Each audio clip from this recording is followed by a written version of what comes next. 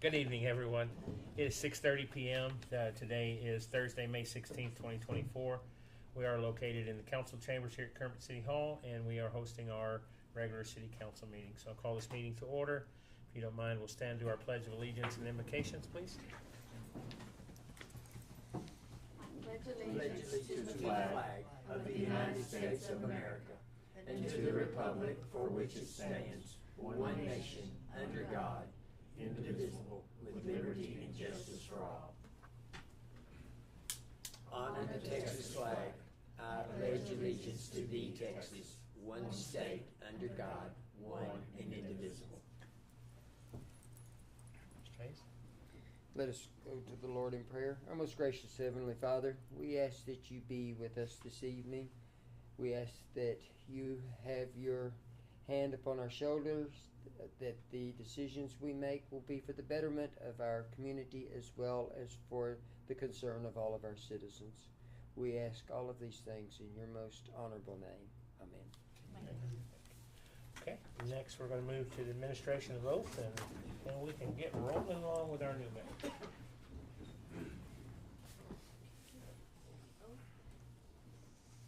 Mr. Gregg, come forward, sir.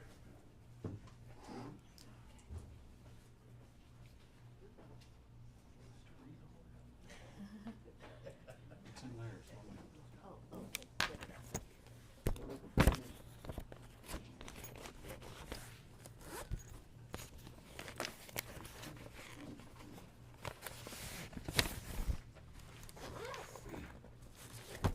you just gave it to me.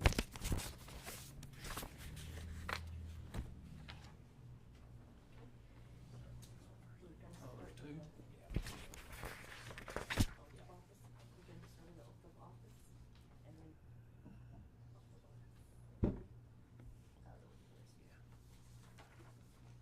Okay, I'll start with that one, and then you'll state your names and your position, and then you state your name and your position, okay? You will raise your right hand, please, and repeat after me. In the name and by the authority of the state of Texas, In the name and the state of the authority by the state of Texas, I state your name, please. I, David Holbrook, I, Stephen Gregg Treadwell.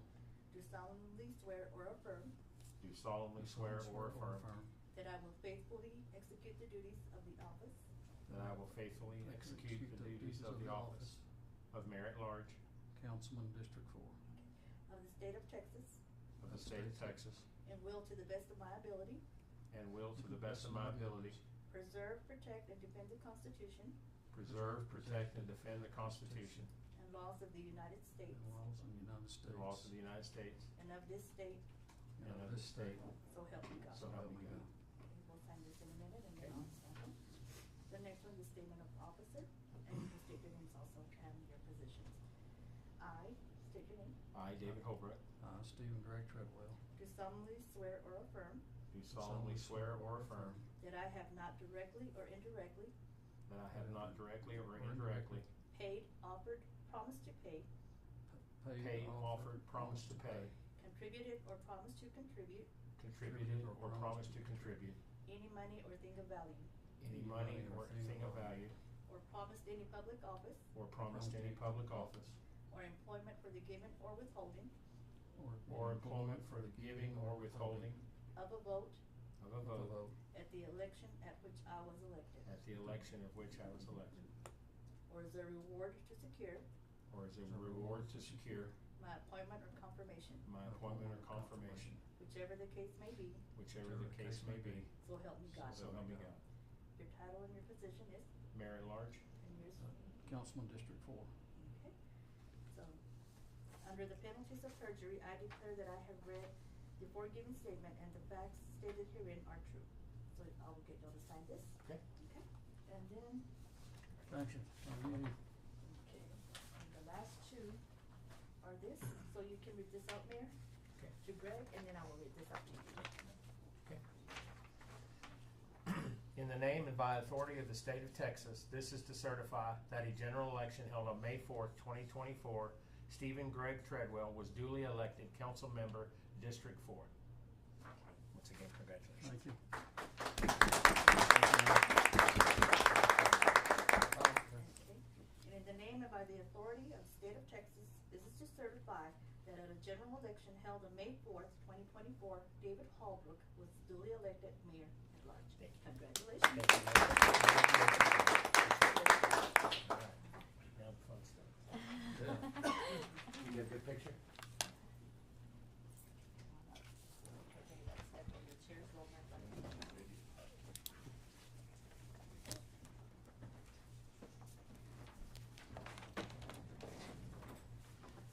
you, ma'am.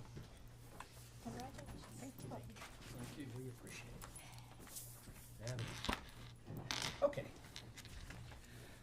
Item number 5 on our agenda tonight is proclamations and presentations of awards. I do have 2 proclamations tonight. One is recognizing Public Service Recognition Week, and the second one will be recognizing National Peace Officers Week.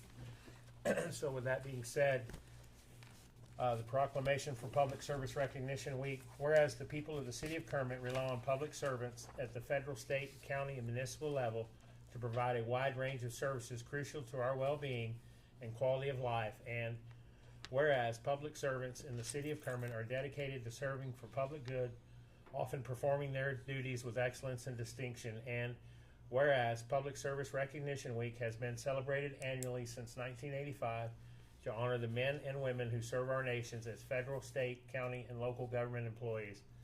And whereas Public Service Recognition Week is an opportunity to recognize and express appreciation for the contributions of public servants, especially those at our local government. And whereas the theme for Public Service Recognition Week 2024 is honoring our public servants, highlighting the hard work and dedication of those who serve our community. Now therefore, I, David Holbrook, Mayor for the City of Kermit, do hereby proclaim the week of May 5th through 11th, 2024 as Public Service Recognition Week in the City of Kermit, and I call upon all citizens and organizations to observe this week by recognizing the accomplishments and contributions of public servants at all levels of government. And witnessed by the seal. And I apologize. Do we have some public service folks that are here? Miss Cheryl, Gabby, Caesar, Chief, Sheriff, y'all want to come forward? I'll present this. I apologize. I got out of whack there. I should have had that beforehand. Look back. That didn't have a camera or mic grab a picture. Y'all probably need to get up here too. Y'all want me to read that again? We'll just do pictures here real quick. Squeeze on in. Ready? Okay. All right. Chief and Sheriff, if y'all stay up, I'll let you keep that. Okay. If y'all stay up, I'll move on to the police department. Thanks, ma'am. Our federal peace officers.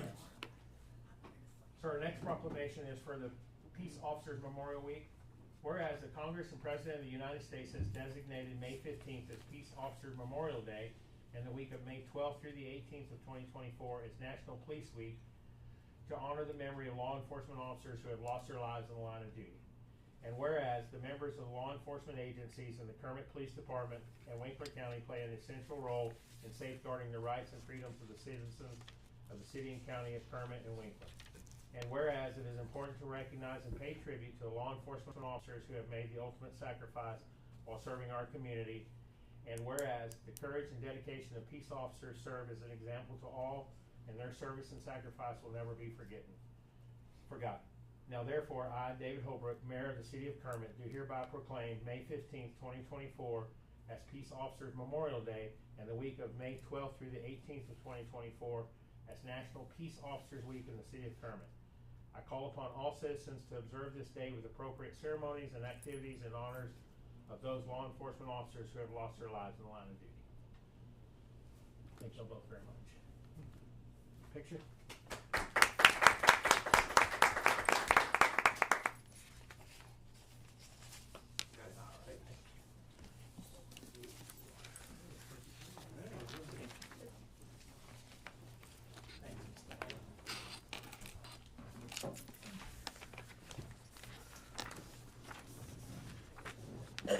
Thank y'all all very much for that.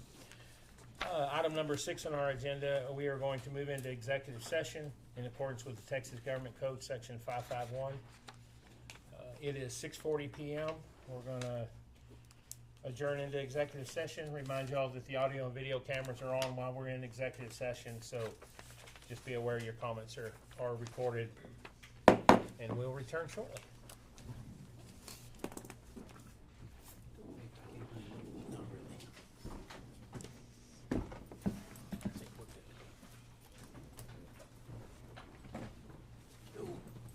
Greg, watch your step on that side. That's what Diane told me. It's a booger if you miss it. All I need to do is follow. Catch you on camera.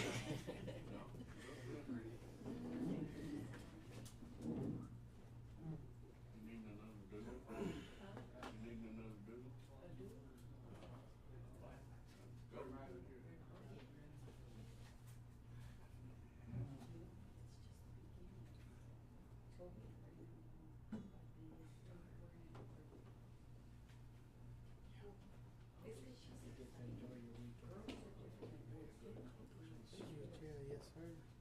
Thank you. Yeah, well, exactly. Cause they tell you right then, you submit your deed, your grade, and they tell you what percent you did. I got a little list of what I did this week, what I did.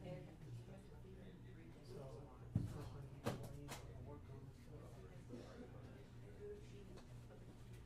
Well, when do you wanna be, we should be in payment.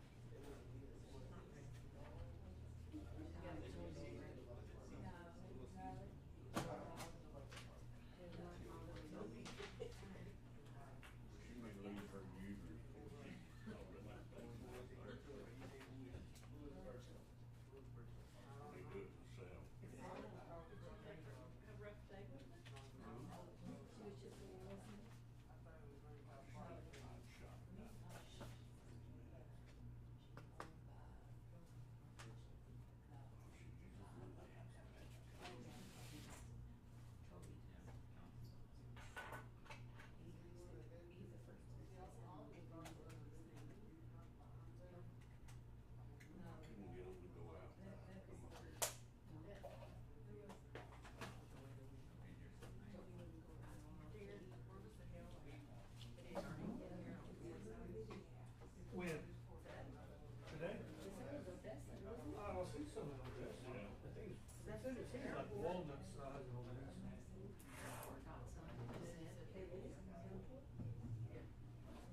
We don't need no more.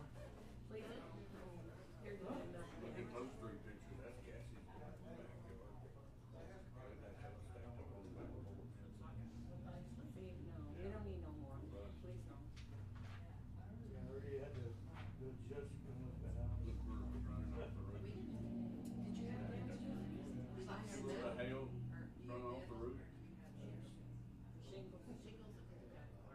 I ran on roads, it's pretty bad.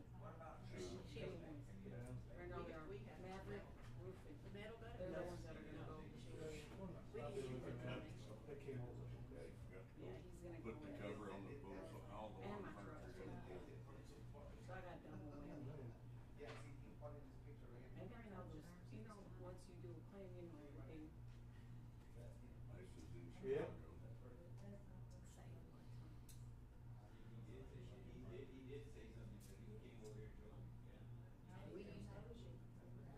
The old thing is, metal roof, they have, if that dents, they won't start causing metal.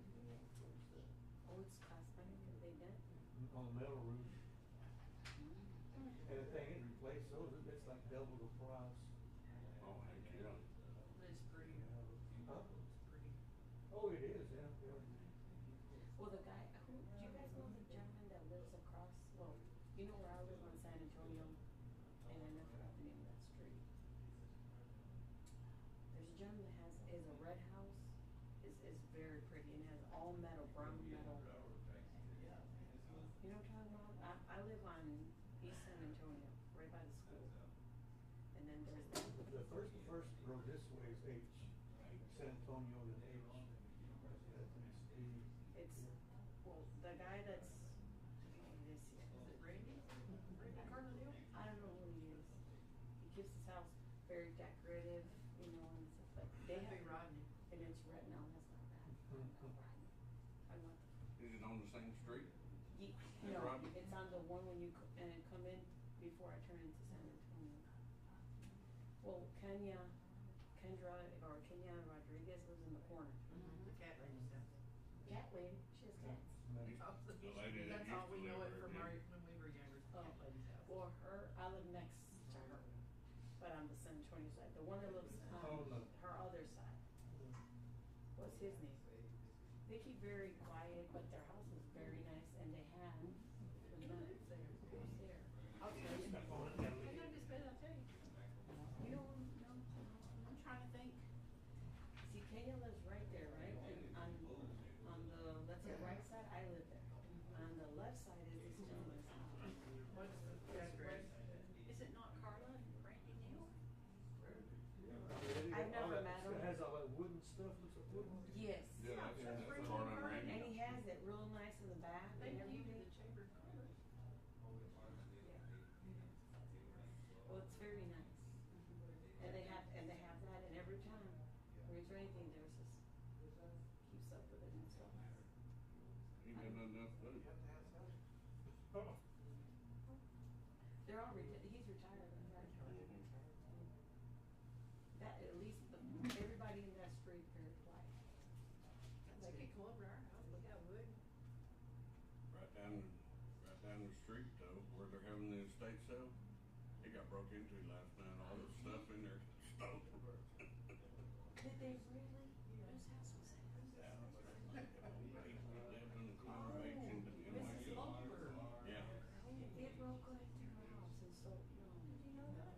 I heard them call the PD out earlier. Said they cut the screen on the back door and pried the door open or something.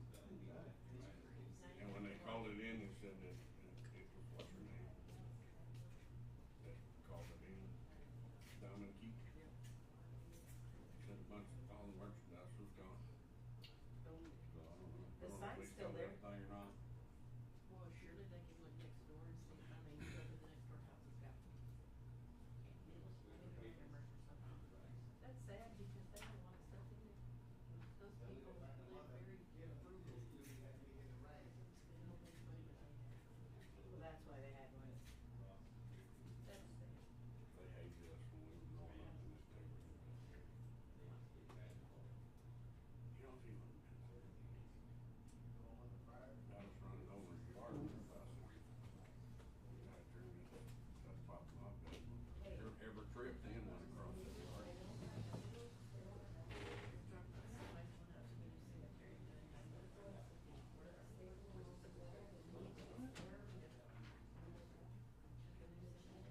Doing donuts.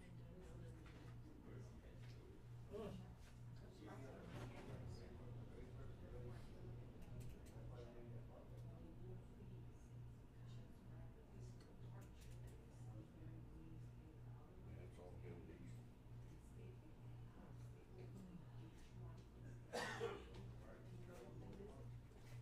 Yeah, man, she's crazy. She worked last night, got up at 7 a.m. Came home, changed clothes, went to jail, babysit her grandbaby. Came home at 5, 6:30, she took a little nap, and then 6:30, she was at work.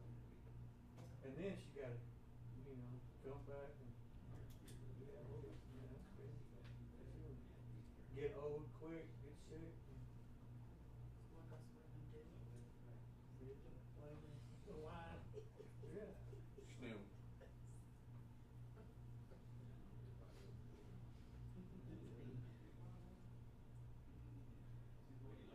I sent all my medical records to, the doctor in the.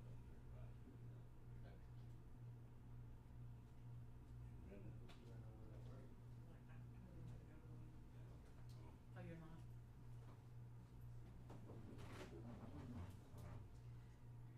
He wants to go to the wreck. No, I told him to watch, just be careful. He'll be inside the wreck. Yep, I didn't even know they were open. I was like, make sure at least the hysteria open, didn't you know? What if she didn't want to open it?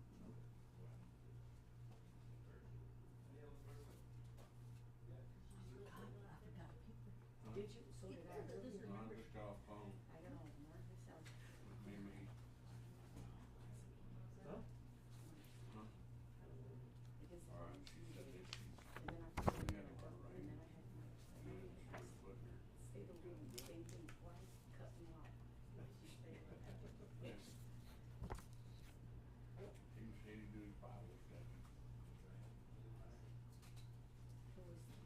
had to put a rubber snake in her, Scared her. oh yeah, she put her foot in there and she jerked that sucker out and the snake come out.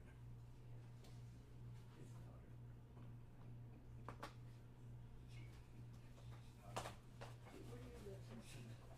Where I live? He come out You know where the, high school baseball field is? High school baseball field? Yeah, that Right is. across the street. Oh, right across the street? Your car's parked over there? I always see a sheriff's right in that corner. Oh, I don't know. Yeah. It's like a brick house. Everything good I now. always see a sheriff. A charcoal color. I'm rolling Anybody know a good charcoal. roofer? Dark. Yeah, dark, that's, yeah, she needs. That's yours. Oh, okay. I don't know any of them. So you get to see the game. That are popping I up. found a lot of baseballs in my yard. And knock home runs and what's going Oh, on. wow. Well, we're over there. Yeah. Take a good bounce. Yeah. Which roofer did you get to come look at yours? Well, I got one of them. They were first. Well, I had a couple cards. I seen Mavericks, so I got them in. And then they went there and prayed, or went there and looked at it. And prayed and went there. And then 2 days, and they put a sign in my yard. And then this guy, West Texas, they came by. And he was got me like a jerk. You know, kind of pushy and bully. You let them put that sign in your yard? Well, you know, he said, talking about, you know, they're not that experienced, they're young, and, you know, putting them down as something. That's the worst thing you can do when you're trying to sell something. Yeah. Don't talk about the other person. Then I had somebody at some, R&R, they just dropped off, an estimate at my door, piece of paper. So like 22,000. Who's got the big 18-liter tractor? That's at West Texas, I think. Up by the donut shop. Yeah. I've never seen it, I don't know. I got Maverick and he seemed pretty, he went and took pictures, he explained all that, so. There you go. Yeah. Always. Unless you know something. Yeah. Always don't hire the ones driving the nice trucks. Blue Cross Blue Shield, process. They're paying And for that some. Maverick truck, it ain't that guy running around in a brand new, yeah. Whoever came and talked to Greg It said went that, into driving old ragged ass truck, he was leaving the job. said we didn't need any, our roof was okay. He said, but I'm gonna put this sign in your yard because the next guy comes around, he'll probably tell you you do need a new roof and you really don't. He's like, okay, whatever. So I don't even know what roof signs in our yard. Maverick guy said that they'll give us $25 or something for the sign, and I'm like, just go look at my roof. I don't care, you know, about $25, you know, for having a sign in it. I'm like, just, only because I heard that they did a good job at somebody else's house. For the pits out next to Never them. heard of it. Oh, yeah. I think a bunch of them are off of Lubbock. They're both of them from Lubbock, West Yeah. Texas, and Maverick are from Lubbock. Oh, okay. That's where they're. Here. Yeah, the owner. Oh, yeah. Who did? Emily. Southern, she's taking, she got her own kid. Is she doing online? Mhm. She's getting,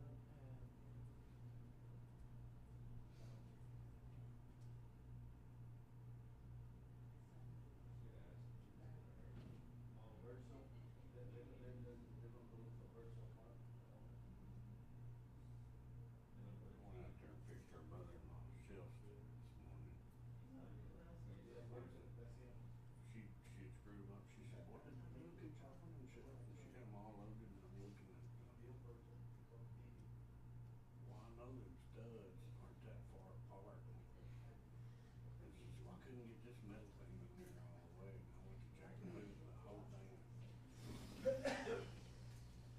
She had screwed sheetrock. there's the comment on here, that some people better grip those eyelashes. Hey, Aaron, Well, I've seen on your office little deal, they're dodging solar panels out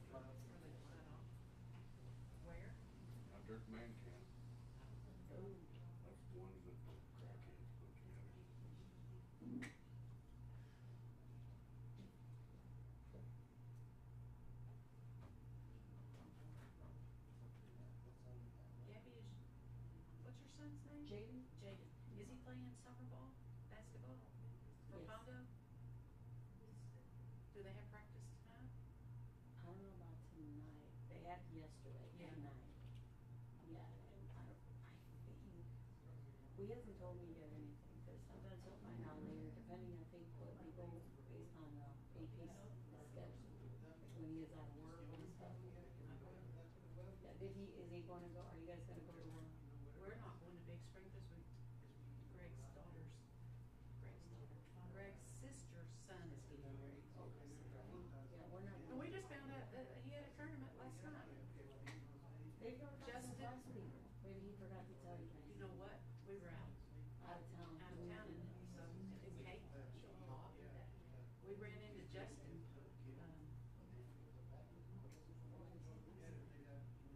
He helps coach anyway, Justin. And he said, "Yeah, you're going to Big Spring." I said, "What are you talking about?"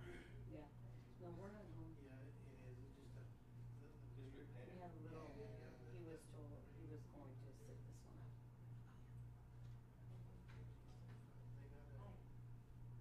Yeah, so he was gonna sit this one out and so next one. We,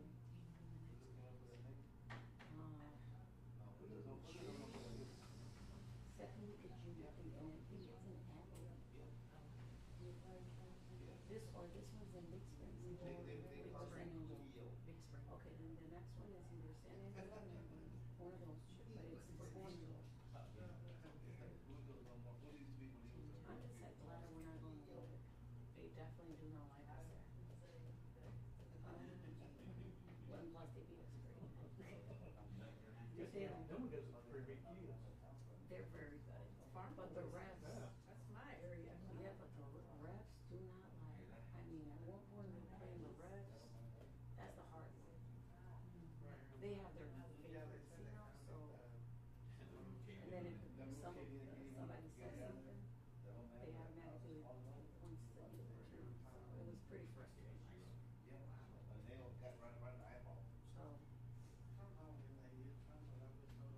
So we said we're finding new ones out here. That's good.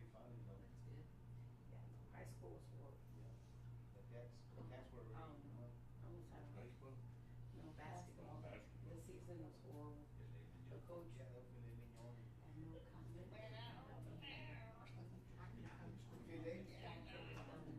think so. But I gave up coaching after little dribblers. Try to quit 3 times. Coaching, well, my son was 8th grade, and I was like, okay, fine, I'll help, right? It's kinda like what Suki was saying, she said it's a mess. It's a hot mess. The problem is over here, I think it's because they go through coaches every year, every other year. They never get to bond with the coach. They have to learn new whatever. They can't get anywhere. They don't trust them, they don't trust the new coaches, right? That's one thing, and then number 2, they get into favoritism. Don't do that, especially when it's your first year, give everybody a chance. Go to Wink, it's really bad over there. Oh, I know. If you're not a dog or you're. We have a One boy. school here, I mean, back then, It'll be fine. we had the same coaches for years and years and years. Exactly, yeah. They don't. Coach Duxbury, Coach And then Todd, they and put they stuck around coaches forever. that know another school better and put them in the wrong school. Like, why are you if your main pride is probably tennis, they're putting you in a basketball, you don't even know what to do. The kids are telling you what to do. And it's very frustrating. It's just, yeah. Baseball was too. I heard. Put all the pictures on the varsity. Who does that? And then, you know, they may not even get the picture. Last year, I don't, all I know is that they focused mainly on all of, pretty much all varsity. Their main focus was on varsity for all sports. So Coaches get over. it was very It's gonna be frustrating. like that Football, next year, but our kids are behind because football was another, oh my goodness. It was just, come on now. that's why they can't advance because And we're left behind. No, but they're also very frustrated because like, he's like, Mom, we practice so many plays at, they practice, I mean, it's hot and everything, they're really excited about new plays. And they won't let them do the plays the day of game. They're so predictable, just do the same ones over and over instead, and then that's when they get frustrated. And next, they're, my son was like that.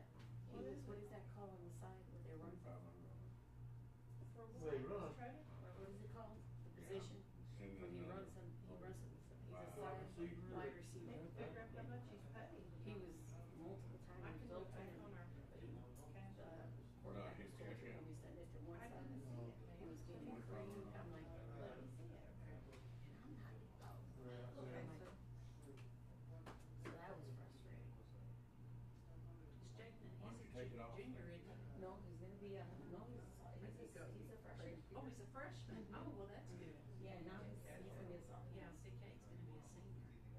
Oh, your kid's already gonna be a senior? They do standard. Okay. Nah. Did you put your coat on? Yeah, so. This is last year. This is the first year he ever wanted to try the travel ball. Good. He never, I'm not doing that.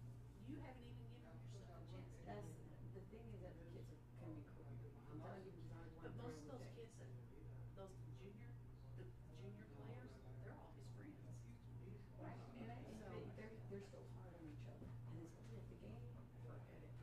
The Jaden plays with them too. Oh, okay. And Jaden plays with kids and stuff, and I see that, and I see him play really good, freelance. Be But living when inside it in comes a to the small game, town. they get way so like in their head. Yeah. But it's freelance. Think of it like, get out of your head. You make a mistake, shake it off, keep going. I changed my ringer. Yellow. Yeah. That was, I already knew she was coming here. Where's he at? We're rain on it. It is cold in here. Very. I had You the all right? heater on at work today. You were cold, you guys had cold too over there? You guys had Just Romeo? turned on the floor heater.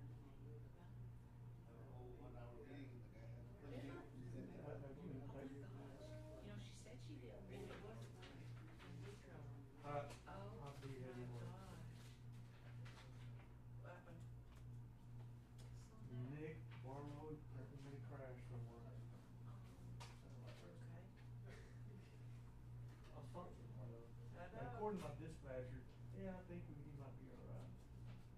You think? Yeah, I know who your dispatcher is, so there's enough said there. Yeah. Is that Carl? Yeah. No. Oh, I was on there a while ago. Yeah. Yeah, she's still there, but, no, this was Austin. How would you say, I think he's Well, okay? it was Austin. Okay. Alright, See you see later. you later.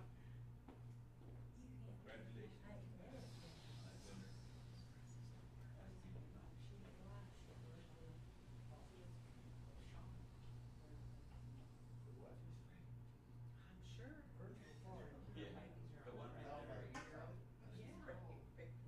And she still has another egg. Well, she wouldn't, she said she would feel bad if they didn't use it, but they should use it now. Yeah, this was natural. Everything's working now. Yeah, and they got all the.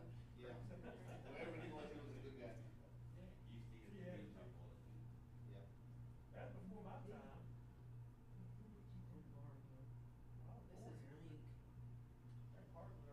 Get Wink. right now.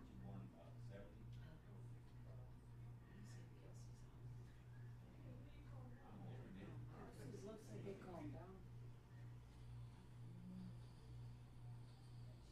Look at the wind over there. Oh. That's Whitmar. Swore him in for reserve. Where? Deputy or something. Wangler County. The one we're gone? Kelsey's at home.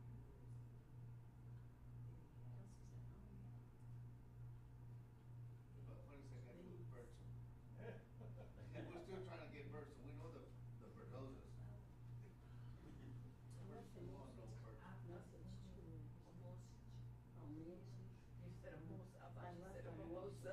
I left a message on the Berdosa. Who? Voicemail, the one that you told me, picture. Oh, yeah. Okay.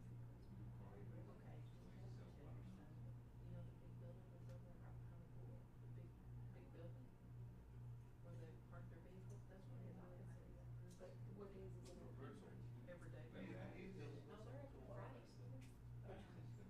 7:30, probably 3:30. Cause I'll go in there, he, no, no. Does he want a job? Oh, yeah. He needs to lifeguard at the pool? Does he need to come up to the county? You can send him, well,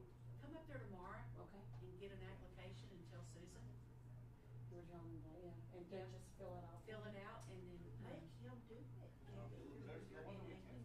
Well, he does. So he can fill it out at night. Oh, yeah. No, I meant pick it up. Take it home and fill it out. No, cause I would need to see, oh, yeah. Cause we get off at noon tomorrow, so he couldn't go See, after. Mom? Yeah, cause I need, that was a deal. We had a deal and he's gonna be working. Do you know Tiffany Garcia? No, is it Garcia? It's Sheila Lalone's.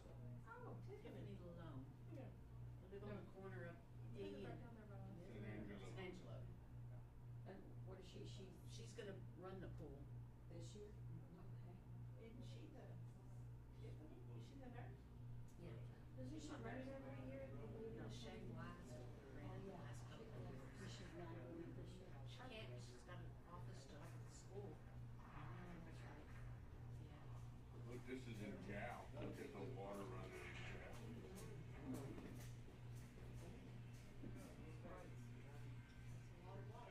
Yeah, I'm trying, I left him a voicemail, but I think maybe I got text him. That's right there beside 18, and you come in by the, that's running alongside the Next time I road. see you, I'd like to have an answer. All right, thank you. See, that's why you get it. Dirt so. What was that?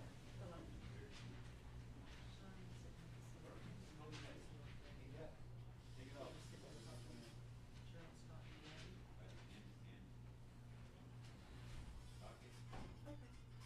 Is it raining there? You wanna come in, you got over? Well, you bottle water anywhere? Love you. Do you want this? Black and white, we made front page.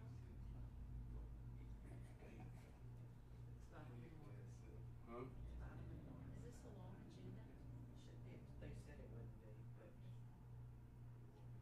I need to go home and eat cake, use the same. I need to go home. I've been here since 7:30. Especially if you'll have, if they have practices at 9. Anyway, you didn't even tell me last summer.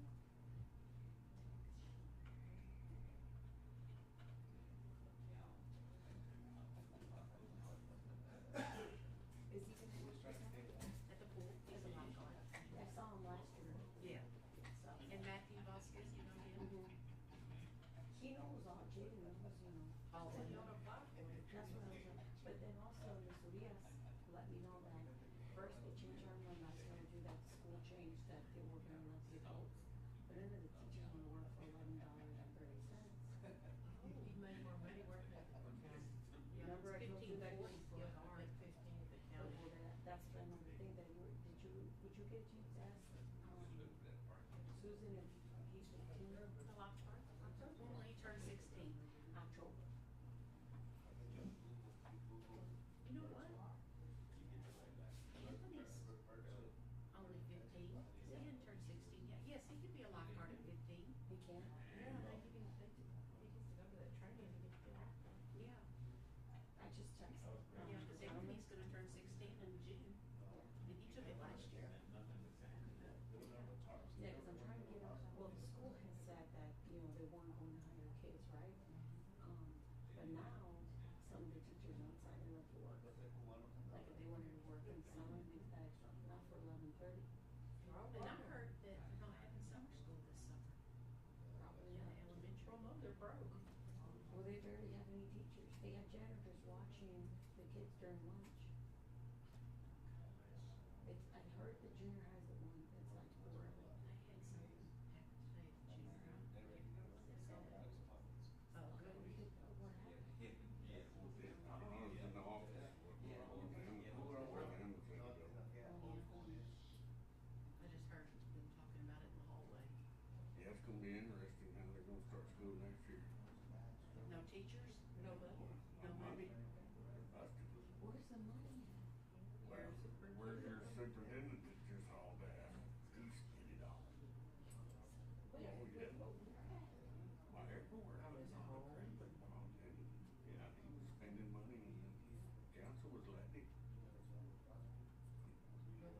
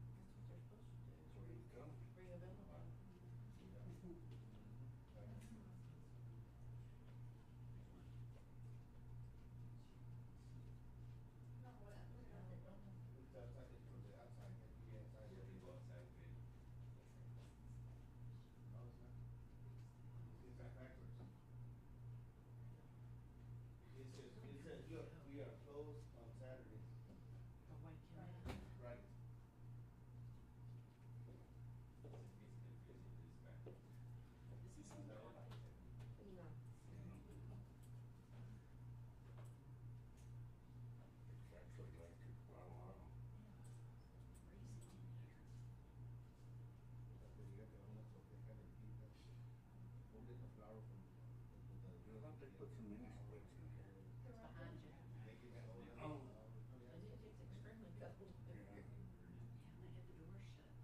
Look at that cab that looks like it's in. They call it big painted. That's what I need to do. There you go. I do too. They're bad. I'm not going back to Marty. That's what you said. We can't afford to go to $280. Well, you can quit dipping and we can. No. $180 is what I like. I said, today she told me she was gonna quit. Really? She's scared to have a better health. Well, you know, I think if she quits, Kelsey will quit. Because, well, they're all scarred from what happened. One vapes, the other one grabs it and vapes. It's a chain. It's a handcuff. She's just gonna have to get something else to kind of slowly go at it. She can't do it full term. Some people can't get smoking cold turkey. But it takes a, I mean, that's admirable. I've never had a habit. We had tried cutting coffee one time. It was the most expensive coffee. Plus having a aneurysm at the biggest, I didn't know what a migraine was. I was on the floor. And yeah, it was at my house. So I was like, what's going on? It was the second day I was in the hospital. And next thing you know, the lady was like, you know, all this stuff. I'm like, no. So I was like, no. Then they would drink coffee. I'm like, yeah, but I got that out. She's like, it just girls on coffee. Well, my tests were coming with kitchen slowly spreading. Not the bill, like $2,500. I was like, what in most disgusting, expensive coffee in my life? Yeah. Wow. I like good coffee too. I like to smell it. That's it. That's what Odie liked to smell it. He never liked to drink it. Joe didn't either. He would go to Chevron and make it for everybody. That was his duty. He said he's gonna check age. But he didn't drink it though. He did. He was a dipper.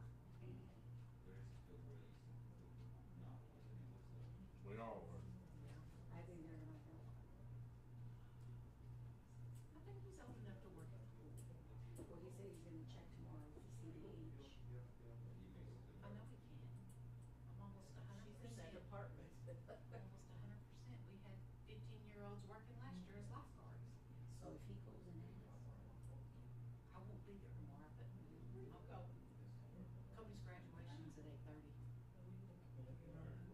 No, it was supposed to be at 11. But they moved it to 8:30.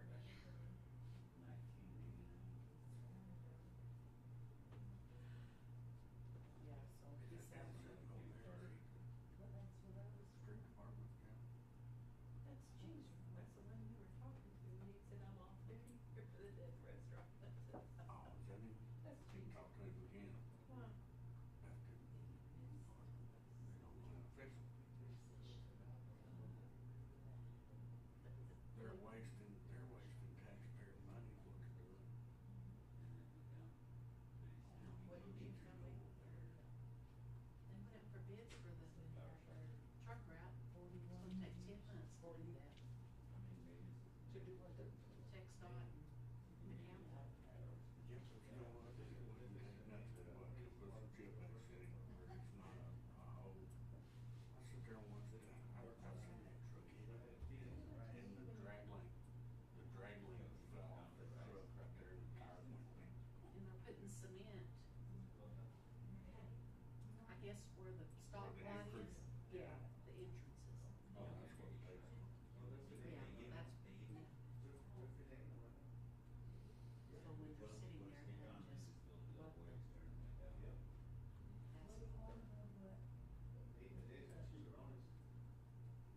That's. Oh, by the way, I bought a lottery ticket today.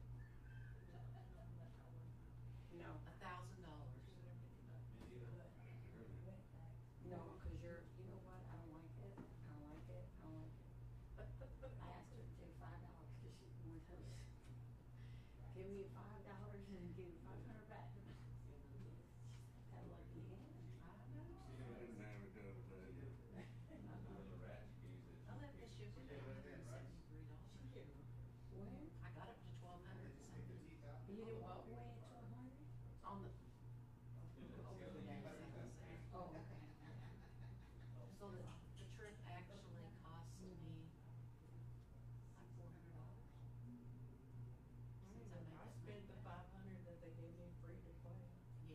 They give you free?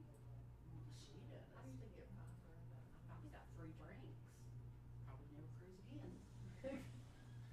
Too scary. I'll do Alaskan. Do you know Whitey and his wife are down there talking to us, and they were in shock. They were like, "Oh my God, are you okay?" And I thought, "Oh." So Chrissy come in because they had planned one to go out in October. And so they asked Chrissy, "You still going?" She goes, "No." No. Steve Cook and them are leaving in a few weeks to go on their cruise. I said, "You better have cruise insurance." Did you tell them you gotta have passport? I did. What did he say? He said they have both. I said, "You better make sure you have money somewhere. Get airlifted off that boat. Cozumel or Cancun, wherever. Oh, they're going out of Miami. Yeah, and the meals. Yeah, everybody's kind of, we're all PTSD over all that. It was scary, wasn't it? Scary and it's unknown. Yeah, but it hasn't broke me from the cruise, and I'm ready to go again. That's just because you didn't get to finish that one. Right. Go by yourself then. Because she drank all my beer. Yeah, she did drink all your beer. With all the bruises. She sent me a picture of Great. she sent me a picture, she goes, "The last one." Yep, she did. She did let it go to waste. Now she'll be sober for a while. They just couldn't get back in the swing of happiness on the cruise, right? It was just, it was. We did have a good time at Mr. Sancho's though. We got pretty tipsy. Did you? Really? Not as bad as they did, and I drank right with them. Christy, it snuck up on her. Her she dad go to was so Bala? mad. Did she go to Bala? Her dad was mad. Really? But Kelsey and I was making sure she, walked off with us. They were trying to get me drunk. They really did. I straightened up when I noticed Chris was mad. Oh, he was mad at Chris. Yes. Well, they saved her. He was just dragging at her. Yeah, sure made a pretty expensive flight to Florida. Did you see her bottle? That guy said that plane don't leave the ground for less than $100,000. It was so funny when she was drinking. Now she can say her bucket list. Everybody was looking at it. Private. Did you see the picture of her in the jet? No, she never showed me anybody. Somebody showed me. Okay, I'm gonna go. All right, we'll see you later. Okay. Be safe. You too. Oh my God. You look. Hey, y'all ever get any training on fixing potholes? No. I No, can we're- tell. We're, They're just, we're working on it. they don't even clean the hole out, they just dump it in there. I know some of them don't, yeah. We're working on getting on it with our Patrick. We need to get some emulsion. We gotta get it cleaned out.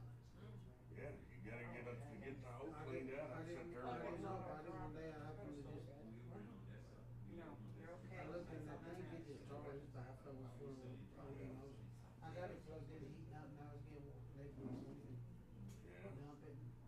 but I would sit there and watch them over across from my lot off of Mulberry, Mm-hmm. and they're getting that out there, and they just walk over and just dump it in that hole, you Yeah, know, cause and that's just, all, you know, if you look at this, get the food and get that. yeah, you gotta get the loose out of it.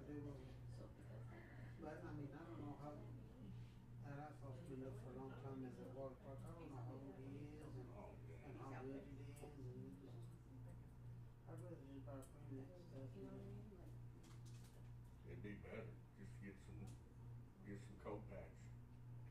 Yeah, cause I found this company, you can either buy the bags or like 1 ton sacks or something, of the, Yeah, and it stays good as long until it gets out in the air. you don't even need nothing, Yeah. just, clean your hole, pour it in there. Yeah, clean the hole up, and, Roll it, pack it down. yeah. But we got that patch and that's what the truck was using. So yeah, we're working on getting it cleaned out.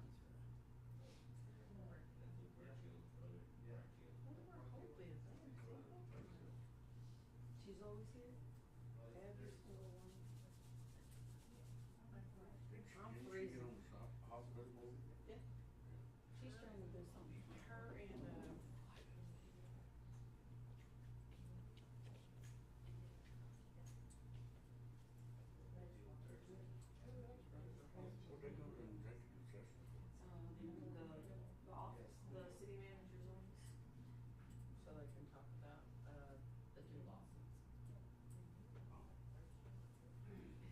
with the city attorney? I mean, Oh, with if he's online.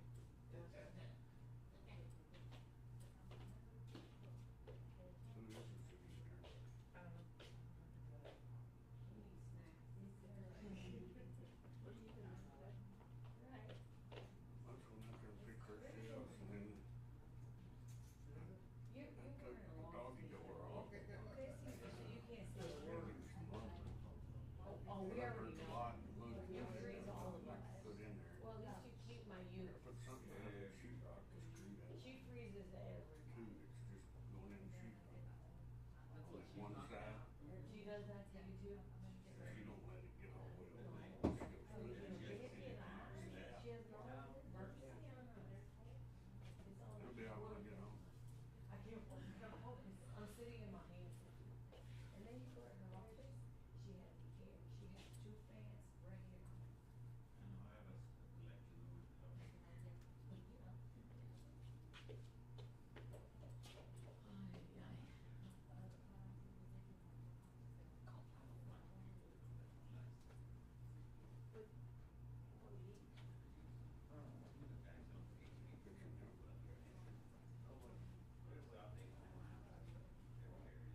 Slim me myself a quesadilla. Quesadilla. Some, hamburger steak. We'll put roomie's money. Then I'll go and pick up this. I'm gonna pick up this. He does. Just gotta be careful what you eat. Yeah. But you still need protein. Your meats and all that. So I go to work tomorrow, I have to, I think I'm there. I gotta be back up there at 3:30 because I have juvenile work taken care of. Are you? Oh, the one we were talking about? The old kind. How you gonna do that? They're doing it Zoom. Oh.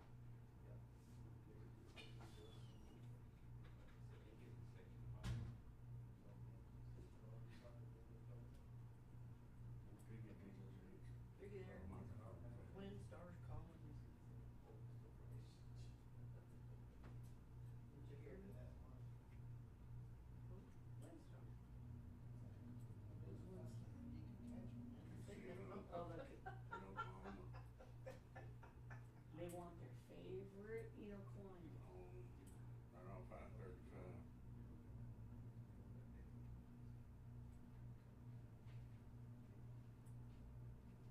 Just north of Denton. Do you guys go there a lot? No. We've been there a couple of times, and I don't know about it being Nebraska. Yeah, you got that one, you got the one at Durant. I did ride it with Robert DW.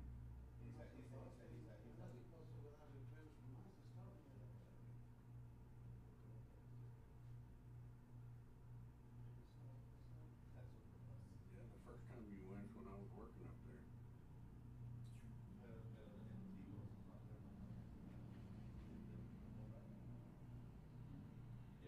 Right next to this, right next to the police center, right across both of them.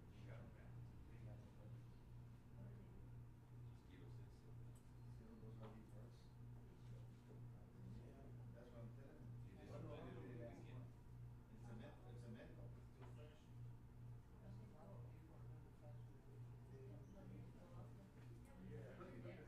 Well, it's right next to the, it's right next to the.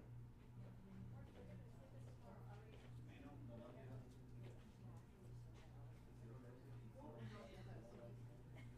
What's wrong with that?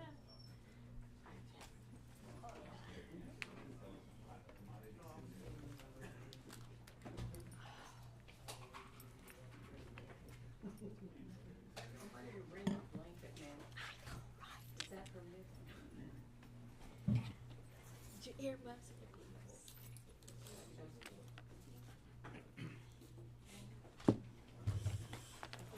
We all got bored off the draft, and I figured you remembered, but this is for the animal ordinance. And I didn't give it a number until y'all looked at it. And made changes again. Okay, thank you.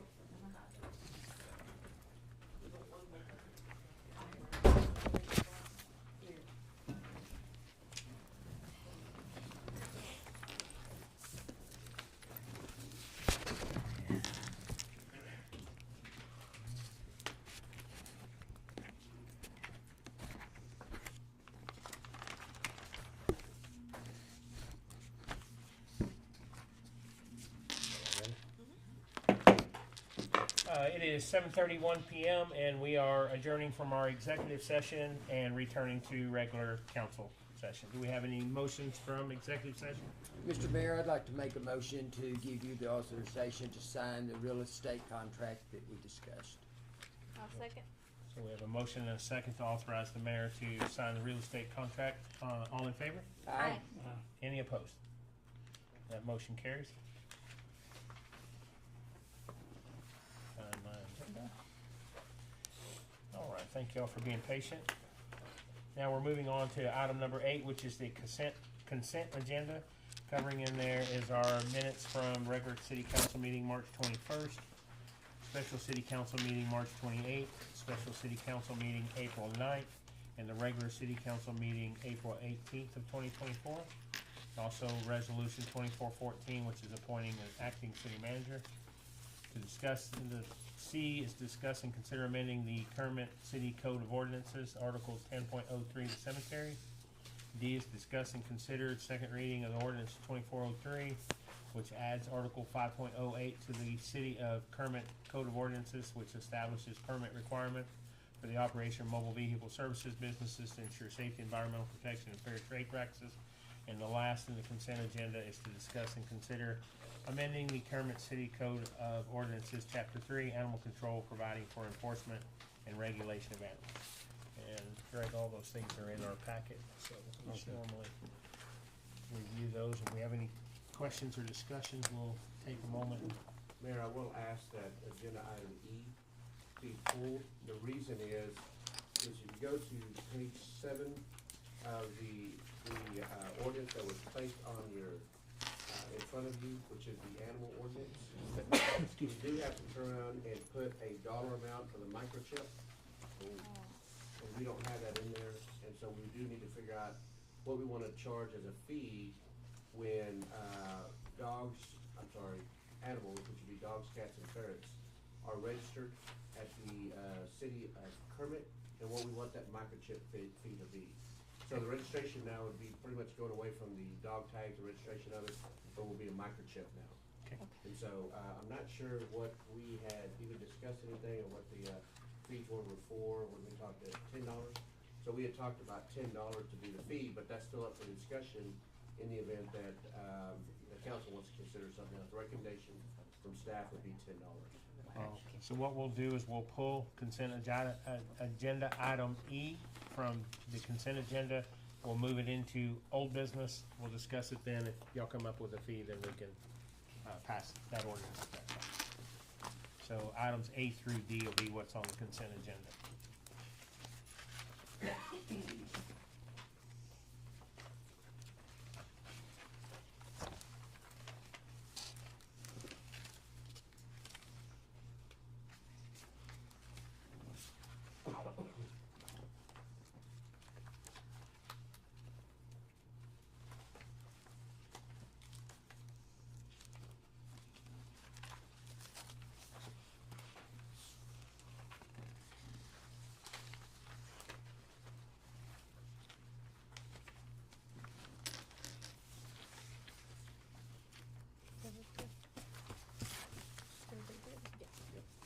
Make a motion, we accept the consent agenda We have a motion with the to, exception of E. a motion to accept consent agenda items A through D. I'll second. A motion and a second. All in favor? Aye. Any opposed? All right, thank you. Item number 9, is old business. We're gonna go ahead and reintroduce the animal control, amendment to the ordinance. And, as Mr. Mike discussed, we need to set a fee for the microchipping. Mayor, Council, we'll let you know right quickly. Underwood Law Firm, Courtney White with Underwood Law Firm, is an associate with Slater, who we just met with. She went through the comments that were made at our last meeting, also went through minutes that were submitted to her by Diana, and incorporated the comments in here. So everything that was discussed concerning modification changes to the animal ordinance have been now incorporated into this amended ordinance that you have. The only question she did have was concerning the microchip. And again, the recommendation from staff is that the microchip fee be $10. And just so that, again, the public knows, is that to to register your animal in Littlefield, in Kermit, will require a $10 microchip, Oh, is what it will be. And so that's how the animals will be registered here in the city of Kermit. okay. But all the other changes we discussed are there as well. I'd be more than happy to kind of go through them if you would like, but they are in the ordinance based on this conversation we had.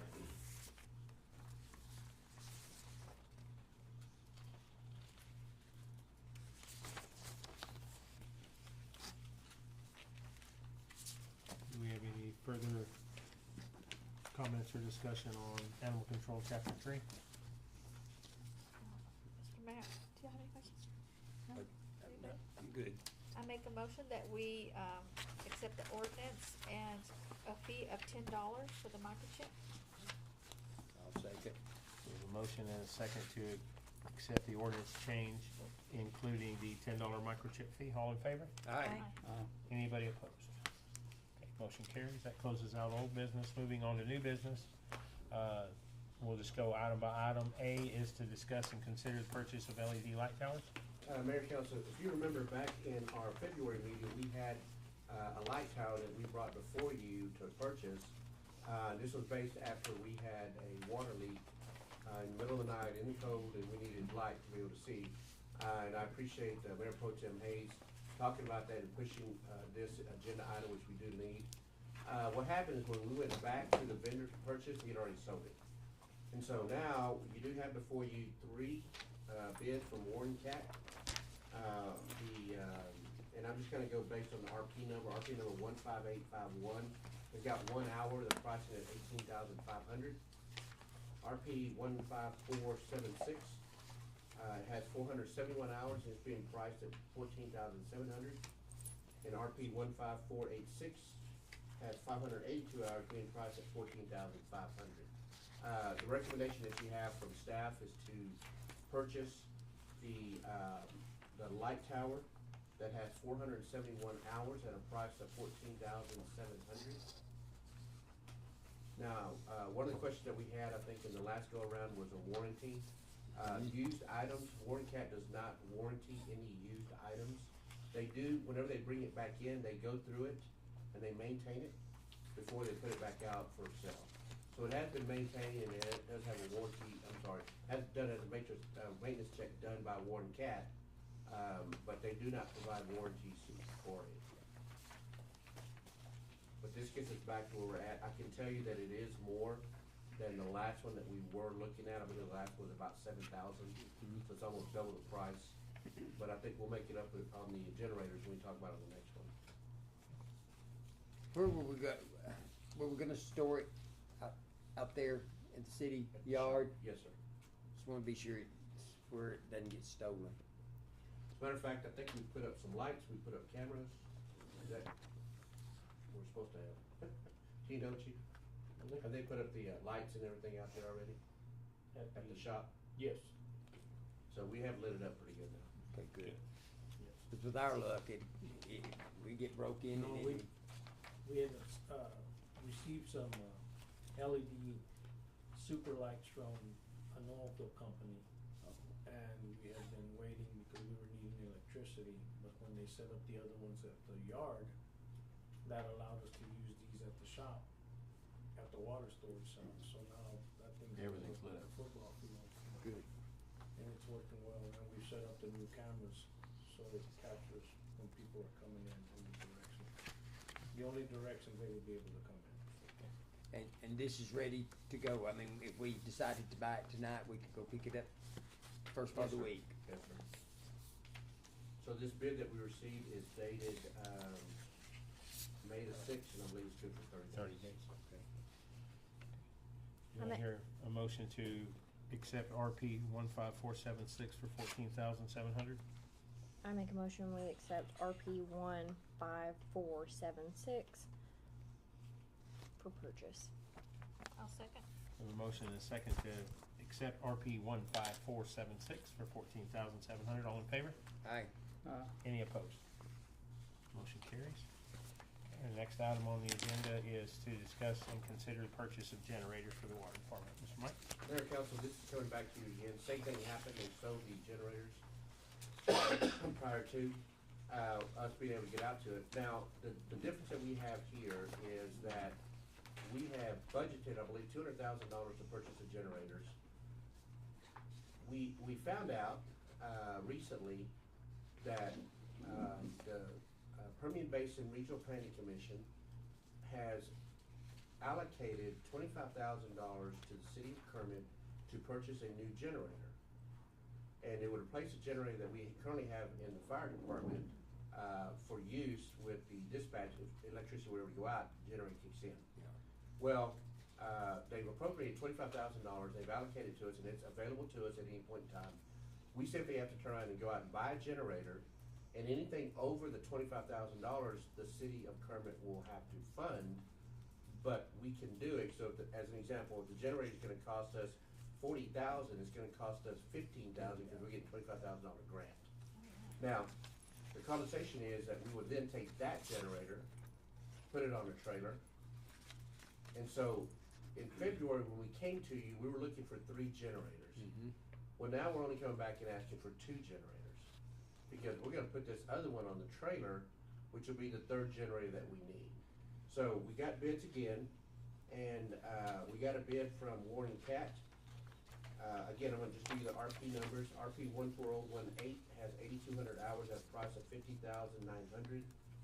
And RP 14316 has 5,337 hours at a price of $33,400. Of course, the difference between these is just kind of FYI is the RP 14018 is 100 kilowatt, and I believe that the other is a 60, I'm sorry. Well, let me take a look here. Yeah. So there's different, smaller one. And I can tell you, as we talked about then, the reason that we need the generators is in order to be compliant with the Texas Commission on Environmental Quality. In the event that we were struck by any type of natural disaster, we have to have the ability to fire up the lift stations and the water wells, and that's what the generators will be used for. We'll be able to use the generators for other things, like we will the light towers, but they're simply for emergency purposes. So is only one on a trailer gonna be enough to, We will have all for 3 the lift on it. stations to supply water to everybody in event of an emergency? We'll have all 3 on a lift, on a trailer. Okay, So we'll have 3 different trailers Okay. with 3 different generators on them. And then we can take them out. The one thing that we will have to do, which is that won't be difficult, we'll have to do a quick connect off of the generator into the lift stations and the water wells. So that if that happens, we simply do the quick connect, plug the generator in, and we're good to go and fired up. And we would have water and everything available here in the city. okay. And Mike, That's the purpose of it. I'm reading on this, the package feature includes the trailer. So, For the 2 that we have, yes. We only have, I'm sorry, you're correct. We only have to purchase 1 trailer, I believe, for the one Okay. coming out of the fire department. I'm sorry. So that price does include trailers. Oh, that's not bad. Yeah, That's not bad at all. Just That's wanna make very sure good. y'all saw that. So the recommendation is to approve the purchase of RP 14018 and RP 14316 for a total of $84,300. And we will still apply the grant money to this? We will apply the grant money to the generator that we purchased in the fire department. This doesn't Okay. include this one here. I got you. We just have to go out and find another generator for that one there, but we will get the $25,000.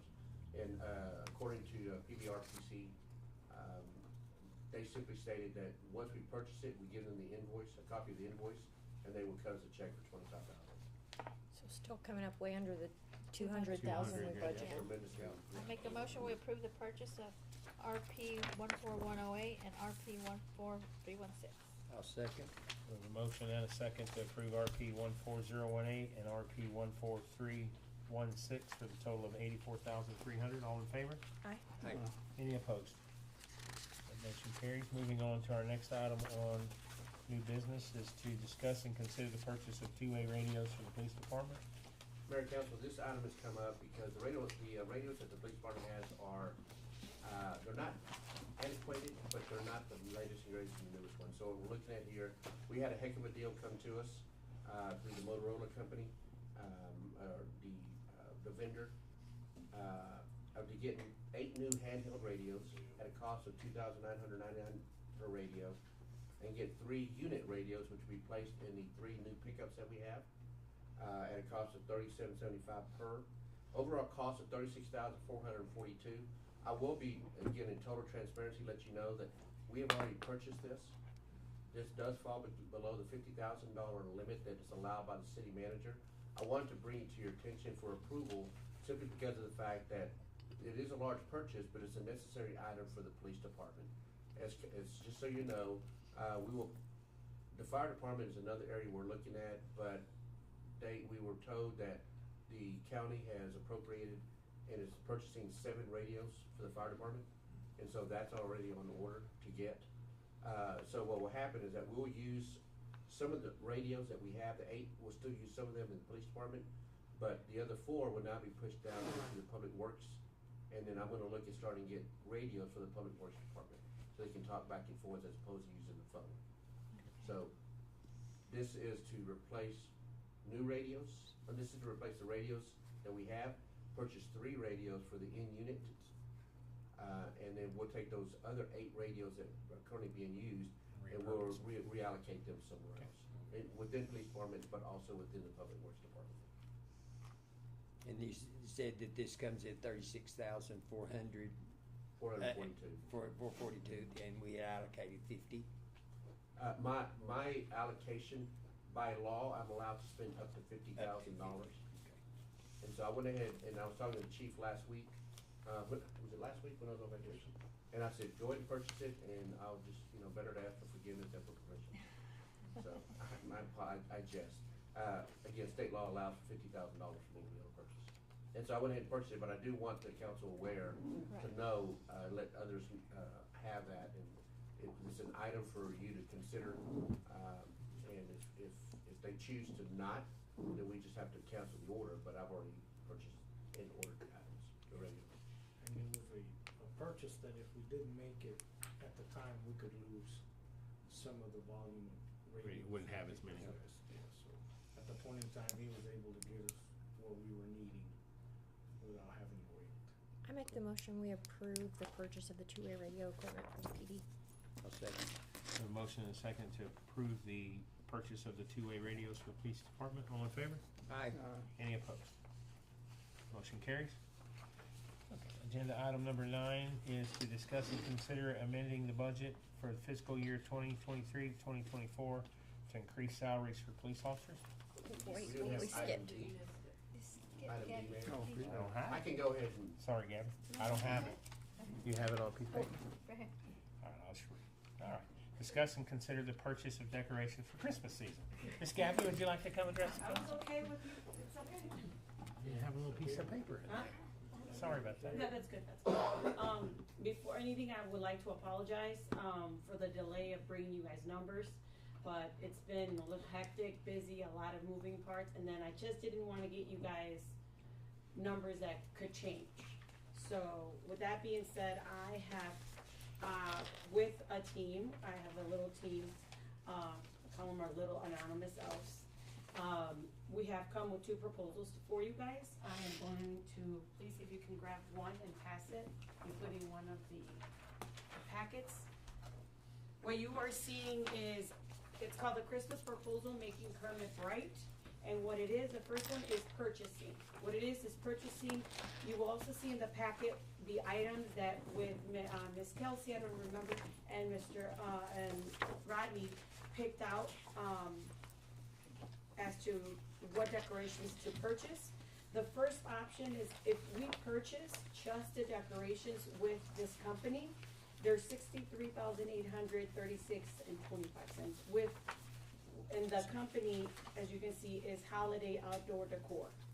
Now, that's with no services, we just purchased the item. If you look in the back, the rest of the packet, it has the pictures of the decorations. You might tell where what's gonna go. So, for example, yes. I didn't bring it back, I'm sorry. So, for example, let me go real quick, and the first picture where it's the Happy Holidays, that would go right here in the front for City Hall. The carolers with the large tree, which is in the second page in the back, and with the star, would be about, after we put everything, it'd be about 25 feet tall.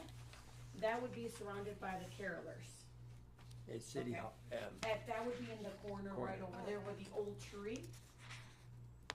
Okay, so that's, the Happy Holidays would be right in this end right here, okay? Moving along, these are for the poles. It would be about 28 poles, which we would put the decorations that you see. These are the 1, 2, 3, 4, 5, 6 different decorations. The one here of the star right here, we really want it to be more towards City Hall. I think it's a really pretty one. And then at the end, it was a little more pricier, but it's very pretty, is the nativity scene. The nativity one would be at the end. That one would be right here, placed right here. Now, as I mentioned, that's 28, that would go on 28 poles. The other 28 poles would have the banners. I didn't include the picture of the banners because that's still in discussion after we discuss the purchase of the decorations. And then we can, cause the other 28 poles would have the banners, but I'll go into that in a minute. What I have here proposed is option 1, option 2, and option 2, if we were to purchase. And with them, they're offering that if they have the supervisory white glove service, is they send a supervisor here, work with our crew, and teach them, or I don't wanna say the word teach, but help them and show them how to put them up correctly, how to take them down correctly, how they work or with this new items, and for the first year. And that's 10,000 in addition if we were to purchase. That's called the supervisory white glove. If we go to option 3, you can see here the full white glove service, that is $17,000, is they bring their own crew and they come and set up everything the first year for us. They put it up, then they take it down for us. So, and that's a total of $80,836.25. That's again, once again, that's just the decorations and the services that come with, if we are to purchase. My second option that we came up with is a leasing. And here, if you can please pass this along. The reason we found it to be a bit of a more, a little bit attractive is that the 3-year contract, the decorations are $27,000, well, I'm gonna wait for all of you guys, is $27,274 per year just for the decorations, right? And what it is, it's a 3-year contract, and we can choose the first year whether we want the white glove service, which is $17, we would add it to that $27,000, or do we want the supervisory service, okay, for $10,000. Now, the thing about that is the first year we can get that, and the second year we do not have to. We can just teach our crew to know how to put it up there, make sure that they know how to put them down, you know, and put it up, put the decorations up. The shipping cost to us and back, if we lease it, is $6,000.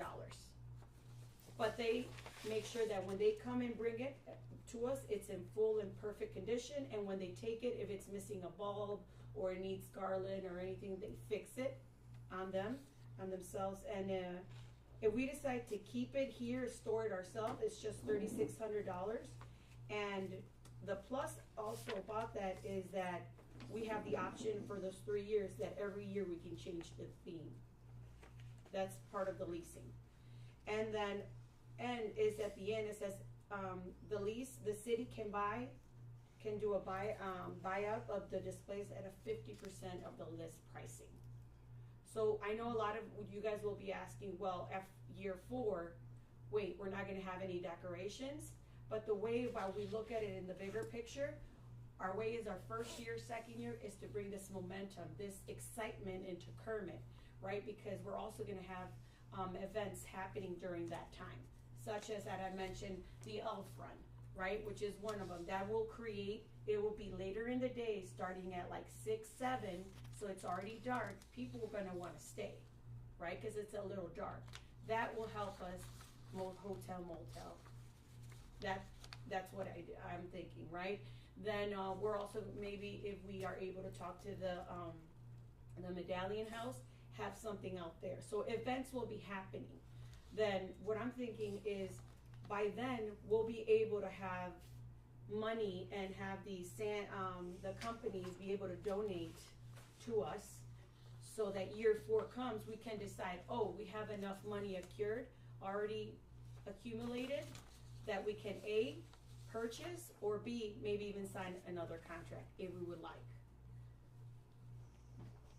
That's it, that's on that. This is what we are going to be with Chief, who has, is gonna be helping, and myself, we're gonna go out there and ask for donations to the big companies. If you guys like to see it, this is just the flyer. Chief's going to help go to about 5, I believe, we discussed 5 companies to ask donations for this. Did you go to the county? Did you present this to the county? We are actually, I talked to Pearl, and he wants to see these numbers first, and then he'll talk. But there has already been talk to him, correct? We've already discussed, so he's aware of that what we're trying to do. Good. Yes. So, if we did the lease thing, Mhm. so at the end of the 3 years, Mhm. we would be able to buy them for 1/2 of the 83,000. That's correct. About 32, Right. It's half of the 63,000. Of this Because of the 63, the purchase price, 63. about 32,000. Not the white clouds. It'd be 32. So basically what you have is that you've got the decorations, and I wanna break this out into 3. You got the decorations itself, and then we have either the white glove service or the supervisory white glove service, and then we have shipping. Okay, so if we go back and forth, it's $6,000 every time. Yeah. If we keep it here, it's 3,600 and that's it. But we Now, the will- white glove service is, either 17,000, they put them up, and they take them down. The $10,000 is the supervisory white glove. Basically, they're gonna come in, they're gonna say, okay, you need to put this here with our people. Put it here, this is what you need to do, this is how you connect it, this is how you take it off.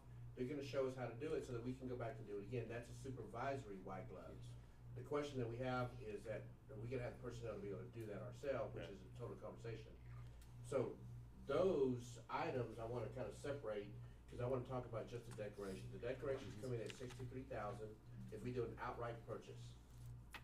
If we do the lease, it's just under 28,000 a year, just for the decorations. The same amount of decorations, but it's 28,000. We go into a 3-year lease with them. Then we have the option to change it out. So if we're gonna change it out within those 3 years and bring in different themes and different decorations, we can do that, understanding that now we get that $6,000 shipping charge going back and forth. Okay, so we have to play that, we have to count that into it. Then we have to figure out what we're gonna do with the glove service. At the end of the 3 years, we can buy those decorations at 50% off the list price. Understand that if we buy a decoration or we get one in for $11.50, the next year they're not gonna let us get one for $10,000. It's got to be a comparable decoration. That's if we're changing the theme. If we're changing the theme. Right, let's say we want something, it has to be comparable because we're signing, let's say, a lease for for 27,274, it has to stay within that. Now, we could, again, there's a lot of possibilities here. We could do a 3-year lease and keep the same theme, only have the one shipping charge of $3,600, and at the end of the 3 years, we would buy those decorations for 50% off. Okay, so, I mean, that's another way, but we're able to stretch out our money over a 3-year time frame. Over 3 years. What about, okay, we would get them the one time, they would ship them. Would we ship them back then, or do we Only keep if we choose to change the theme. Okay, then if not, then we need to look at like a storage container to store them in, because that was what's wrong with our decorations now, the way they were tossed around and treated, they just, and they weren't taken care I of. can tell you, I haven't had a chance to talk to Gabby about this, but I can tell you, my recommendation would be that the first year we do the white glove service. Correct. Yes. The reason is because we want to know how they're putting them up. Sure. We can sit there and watch them. Then they come and they take them down. We can see how they store them, so that we know from that point forward how we need to put them up and take them down. Take them down, and then that would give us a year to figure out a storage facility I was thinking like one of the shipping containers or something Mm-hmm. like that because they seal. And we could go in and figure out if we need metal rods or what we Right. need inside there to Right. store these things. And that'll be a Because part of it. otherwise, we're going to Right. be 3 years down the road. We're going to be in the same boat we're in right now. And that's exactly what we do Well- in that time frame while they're on order. We'll start talking to them and say, okay, what's the best way to store these? Sure. So we can go in and get these shipping containers, if that's what it's going to be. How do we need to set up the inside? Yes. That way, whenever we take them down, we don't have to sit there and create something. We already have it set, ready to go, it's ready to start go. dropping them. But the first year, my recommendation would be to go ahead and do the white glove to see how Yes. they do it, to see What- what needs to be done, and go from there. Yeah, whether it be we purchase or we lease, to buy that white glove, because it'll, not only when they bring them down, it also shows them how to not damage them, right? Yes. When they're putting them How to away. take And care of what's them. the best way. Now, another plus is that if we were to lease, during the time that they're working on putting them up and putting them down, if they break it, they have to repair it, not Not us. us. That's that, when they come and put it up, and then they come back and take it down, if they damage any of the items, they take care of the cost. Now, if we damage it year 2, when we're bringing it down, we have to pay for Sure. the replacement or the fix up. And it could be in year 2 that we do the supervisory white glove, just have them come out and say, and point. Yeah. Say, okay, make sure you're taking that down from there, and we can do that if we have the manpower and we decide to go the other route. I think by year 3, we should be able to not have to worry about either glove service, because we should have it down by that time. Time. Right. And we're sitting with how much now that is readily accessible for it? We have $20,000 in the budget. We have discussed taking, last year we did not spend any money out of the budget, so we can take the $20,000 out of fund balance. Okay. That brings us to 40,000. Mm-hmm. We talked about previously finding an additional 10, but as you can see with the generators and the LED lights, the money that we've set aside for the capital items that we're purchasing, we have some funds available there. I think I can find another 20,000. So that'd get us up to 60. That gets us to 60. And one of the items that Gabby hasn't mentioned, which is still one of the items to consider if you want, are banners. Yes. Between the poles, we can put banners up that would say, season greetings from, So- a Lowe's marketplace.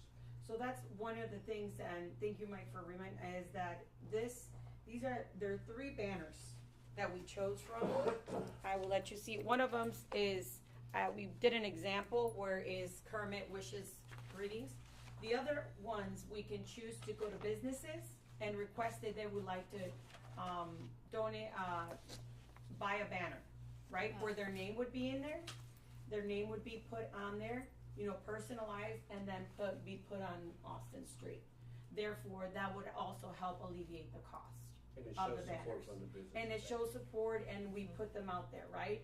And we can tell them, the sooner you buy it, it starts in the middle and stretches, right? So those would be then the other 28 to cover the other poles, is what we would want. The total of them is about 5,000. 692. Yes, ma'am. Now, the first 9 are the ones that I would think I would want to purchase, because they're the ones for Kermit. That say Kermit wishes happy seasons, I want to Season say. greetings. Season greetings. For the other ones, we are looking into possibly going to these businesses and have them, go into these and tell them, would you like to buy a banner for Christmas? It'll be light up, and your name will be in there. At the end of the year, when we put them down, you can have it, or we keep it for you. We put it up the next year, or depending if we change, you would put some money in, and we would buy the new one.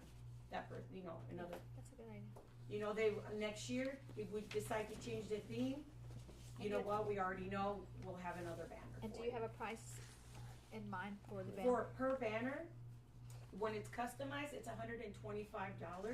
Of course, it all depends how, we wanna. She talked about $1,000. I told her I didn't know people would go for that. Yeah. 500 I could see. Right. Yeah. Well, and the Why? con- Because it also, if we maintain them, we're also buying brackets to be put on there.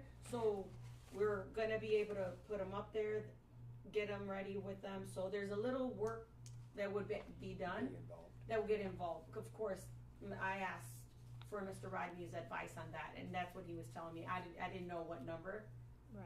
so whatever. I mean, Well, the Sounds co- what reasonable. what is y'all's opinion? Well, the cost to the city for a banner is $180, Mhm. and we're gonna sell them for $1,000. No, that was an idea, a number I threw out there, but again, my naive self also not knowing, that's why I with Mr. Rodney, and he suggested at 500. 500. I mean, it's what, it was up for discussion. What Correct. y'all's opinion? That is also. not a set number, that was Yeah. just a number discussed, and And of course, that's to be. Is that for a year or for the 3-year duration? Well, that would be, We talked about the initial cost of 500 for the purchase and everything. And then after that, it would be a lower amount if they just put the banner back, because we already had the banner. So it'd be a lower amount to be able to put it back up afterwards. and also it would be lower because we would change themes, and it would be the different color then. After the 3 years. Well, if we change themes every year, Oh, that's if we lease. that's right, if we lease, if we were to lease, yes. No, if we were to own, of course, then we would put them up every year. So basically, you're looking at a Christmas decoration, a banner, Christmas decoration, banner. Yeah, that would be, so that would be all of here, that, see, correct, we talked about the banner, it would be all of Austin and some on Poplar. And with that being said, I got one estimate from one company to actually fix the 28 poles where the decoration that light up.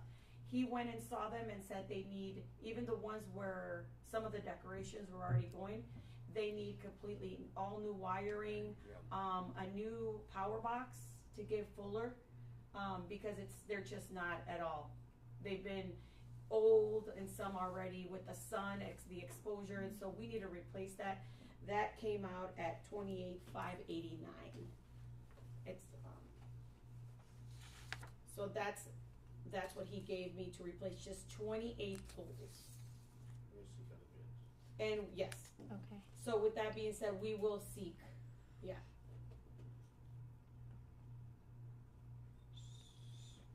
Me personally, I like the lease, the 3-year contract lease. That gives us time to see what, And like see it. how it works. See I how it thought- works and. See if we can get the momentum going of people coming in. Again, this is also, I really want to hopefully have your support that during the time of the season, right after Thanksgiving, we focus on, we make a team and we do events for the Christmas, such as the parade. Then we're gonna be having where they have the chocolate out here and everything, but there's also gonna be like where we can ask about the medallion house, where there's gonna be music. We could put like some stands and people selling food, that's also the elf run, like we did a little route that can go from here, City Hall, to Civic Center. It would be like a 1.5, and then they get, I don't know, for $10, they'll get a t-shirt and a little medal, right? And with that, if we lease, we'll have a little bit, hopefully, to maybe get a little trophy or something to get them excited to come back. So. Okay, so the 3-year lease Mhm. with the white glove, and then buying the decorations at the end of the 3 years at the discount is $165,000, not including any shipping back and forth. Yes. Correct. And that include also the glove, the white glove. Yes, doesn't it? includes that. Taking them down, putting them back up. It does not include storage as the city will store those themselves. The only time we pay the extra, which would take it to $178,000 or $183,000, is if we shipped them back and wanted to change the theme, or Yes. $3,600 if we shipped them back but didn't change the theme. So just keep that in mind. Mayor, I think we're looking at $28,000 about $28,000 per year for 3 years. On And the then it's gonna be decorations. half of that, which would come in at about, 32,000. it's gonna be half of the list price, Mm-hmm. right, 32. Yep. And so that, So that puts you at 114,900 correct, and then you've got to add in the $51,000 for the white glove service. So that's where it takes it. We do that every year. If we Yeah. do that every year, but that was only required, and they suggest we do either one of them the first year. Yeah. Just I would because say of, yeah. it's brand new stuff, and the way could be different, the way they put it up, the way they light it, or the way they want, you know. It's, they suggest that. They do not hold us, for year 2 and year 3. Would we then, in tune, would we consider the $10,000 for the next 2 years, or doing it ourselves after the first year? I think we would look, in Depends my on opinion, the second year, I would say we do with the supervisory white glove, which is 10,000. Okay. And then the third year, depending on how comfortable they were, we would determine whether we want to do the supervisory white glove again, or just do it on our own. Okay. And then we would save that money. Sure. So that would then take it $165,000 roughly if we did the $17,000 for all 3 years, plus lease plus buy half, the half for buying. Then if we just did the 17 and the 10, it'd be $158. If we did 17, 10, and 0, it'd be $148. So I just want y'all to look at the dollars, whether you just buy them outright versus the leasing. Because you're going to pay. Yeah, if we're gonna buy them outright at all at the end of the lease, there's no point in doing the lease. I mean, Other let's than the let's just option buy of 'em. being able to switch out your designs, Right. your Yeah. themes. But Change yes, them you're But if correct. you're gonna buy at the end, you're gonna keep something At the anyway. into year 3, you're going to Yeah. keep whatever you Yeah, got. So so that I just want what everybody to if we're understand. not I'm not happy against with- the idea. I yeah, think we exactly. definitely need to do I mean, something. But yeah, because once we get them, we're stuck Well, with them. once- yeah, right. And Whether- if we want to add, that's an extra, of course. You know, Yeah. that's an extra. Right now, it's just these. You know, and the thing is that I would hope that by year 3, we already have enough momentum, people knowing Kermit has events, we have more of a budget, hopefully also the support of the county, the support of a couple That's- companies, so by then, we can, that money would be either to A, support the amount possibly of purchasing, you know, whatever we decide, again, with the 50% off of the list pricing, or continue to sign another contract. By then, we would have hopefully already. Who does the rewiring and stuff? Was it?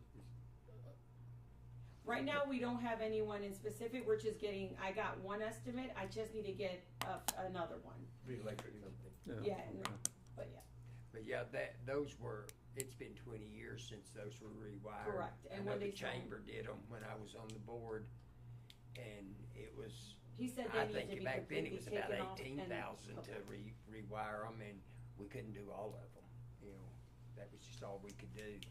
And it was $1,000 more than somebody had been electrocuted. And the 28 is just for the parts and stuff. Yes, for the wiring and everything, and get a new box that gives them more power. He explained it to me in detail, which I can definitely, show you.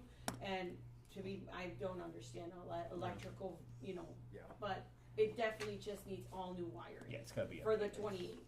Now, like I said, the other 28 poles would have the banners. The banners, yeah. And that would be, I would definitely love to include the different companies. Why? Because they'll be more excited to come and actually join us at the events, be there. Have they given us a time on getting this ordered so it So- would be here? Well, the thing is also if we have to make a decision and have them ordered by May 31st in order for us to have a 25% discount. That's one. And if we have to do it now. They will be here by the beginning, I believe, I wanna say November. So we can have them up by Thanksgiving. I think we discussed a little bit that week of Thanksgiving. Yeah. And then they would come down the week after, New Year's. New Year's, Correct. right, First week in January. The first week of So January. we need to do something to get them ordered to have them here for this year, for this season. You know what, now that I'm thinking about, cause what we're discussing, okay, even if we do buy them, we're gonna talk to the county and maybe get some, donations. I guess it wouldn't be bad to go ahead and purchase. See, right now, I know it Obviously, looks that's the like, cause smartest Yeah, especially we're that we have hoping right now this- we only have about 4,000 right now as far as donations. But, that is to grow. We're Right. going to go out there. You know, we're gonna go out there. I have super supported our and Chief. I don't no, I'm putting it on Chief that he will go and he at least 5 of them, and then of course with Mike, maybe we talk to county. So right now we're sitting with about 64,000 that's readily available. You said Yeah. 60,000, and then you said we had 4,000 yes, donations that we got that we were donated. Yes. Plus, we have the extra leftover from the generators from the that generator. could Yeah. move over from fund balance And as well. if the county happened to pitch in some, But that could be for expanding it Later later. on, Well, if we do like purchase option 3, that takes care of the 28 poles, and if we do get more donations or contribution from the county, then we could go 30 poles or 34 poles or Correct. whatever. I mean, we can always grow add to it. slowly. Yeah, the city has the money. Now, with mind the you, this is savings y'all just the put in. decor, not the rest Right, that the we power discussed. and Just all so that we stuff, want to yeah. be clear, and you know, And some of the expense, as example, the white glove service, can be expended in the next fiscal Next budget Sure, year. sure. Okay. Same with the repairs on the poles. correct. Because we're coming up Okay. on budget time. But I'm Okay. definitely Okay. for them coming and showing us how to hang them and take them down and Yes. to take care of them. Because, I mean, if we're going to invest this, we don't want it just torn Right. up. And I've watched them take those other ones down, and I've literally seen them undo them from the pole and drop them on the Yeah. trailer. And I think And that don't work. I think them bringing their crew the first time is absolutely the right way to do it. Yeah. So, okay. Any more questions before y'all make a motion? Do I hear a motion? Then I'll make a motion to go with the Christmas proposal option number 3. I'll second. Okay, we have a motion and a second to approve purchasing option number 3 with making Kermit bright. All in favor? Aye. Aye. Any And opposed? Thank you, Gabby. Thank Hey, you. Gabby, hold on just a Very second. good, very good I have presentation. to, I have to point out something because Yes. there's a connection. You have making Kemet bright, but the reason I saw that is my wonderful nephews made me some shirts that I paid dearly for Poor Daddies, and it says Kemet, Texas on it. So I appreciate you recognizing I am Kemet. so sorry. No, I no. just noted right. No, So I promise wanna you, my make t-shirts. Kermit, not Kemet. Maybe there's a Kemet somewhere. There out must there be. in Then Texas. y'all are on a wavelength. I But publicly would like to say I do not want to make No. Kemet right. I want to okay, make Kermit. we'll make Kermit bright, and I have some Kemet T-shirts if anybody wants it. Thank you so much for investigating all the options for Yes. us. And I want to let you guys know that I could not have done it with definitely a team, and one of them was Michelle right here, and another one is my anonymous elf. But we really tried. Again, I apologize for the delay, but it was we were busy doing things. So but I'm glad that we're able to do this, and you guys see the vision. I think Kermit is gonna get there to be where we're gonna have momentum, where they don't have to go and see the lights in Midland. They're gonna get, hey, let's go to Kermit. Let's go to that event going on in Kermit. You know. So I am see it. disappointed I won't be around and play the game of what is that ornament. Oh, I know. Exactly. Did you not want to add the flags to this? Do you the So you don't have to banners come you're back to saying? us? Yeah, the banners. Well, on the banners, it's I think that there's an option there for the banners. The thing to remember is if we're gonna go out and solicit donations from businesses, they're gonna have to get something out of it. Okay. And the banners, I banners think, would is be a that. great option Okay. to be able Yes. to do that with. Okay. So, and it may be that we are slowly building up the banners based on donations that we're getting. That's great. if you Okay. guys are okay, the first 9 that say Kermit wishes you, I'd like to definitely get those because it's of course ours, right? The other ones would Sounds be good to me. And we can Would bring, be I from- can bring that back to the. That'll have to come back up because Okay. it's not in the motion Yes. or in the Yes. in the We can agenda. do that. I will let you Yeah. know, and I do appreciate the anonymous elf, we're not to mention her name, but she's the supervisor over dispatch, and her husband works for Textile. We won't mention her We name. will mention her name. She is one of my. She's definitely and with Miss Cheryl, but we have really tried to bring you guys because we love the vision, we want to see it, and we're all in sync to get you guys pumped, and also the city. Finally, thank y'all. Thank you. Thank We're you so excited. much, Gabby. Thank you. Thank y'all. Moving along to item number 3, is discuss and consider amending the budget for 2023-2024 to increase salaries for police officers. Mr. Mike, you want to explain what we have in front of us? Yes, Mayor and Council, this item was brought to me by Councilwoman Short. She has seen the great strides that we've taken with the police department with getting the new vehicles, their new tasers, and working to try to get now housing for them, which we, just FYI, that'll start dropping. Those houses start coming in by the end of this week, so we gotta find a place to put them in pretty quickly. But the next thing we're looking at, in order to be able to recruit and retain police officers, are the salaries. Currently, we are low, and we are below, and we're losing officers. Just so you know, we did lose an officer recently, and it had to do with money. And so, we did let them know that this is going for the council for consideration, but he still chose to leave.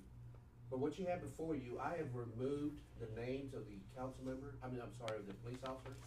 But you see the hourly wage, that's the current hourly wage of active police officers that we have here at the city of Kermit.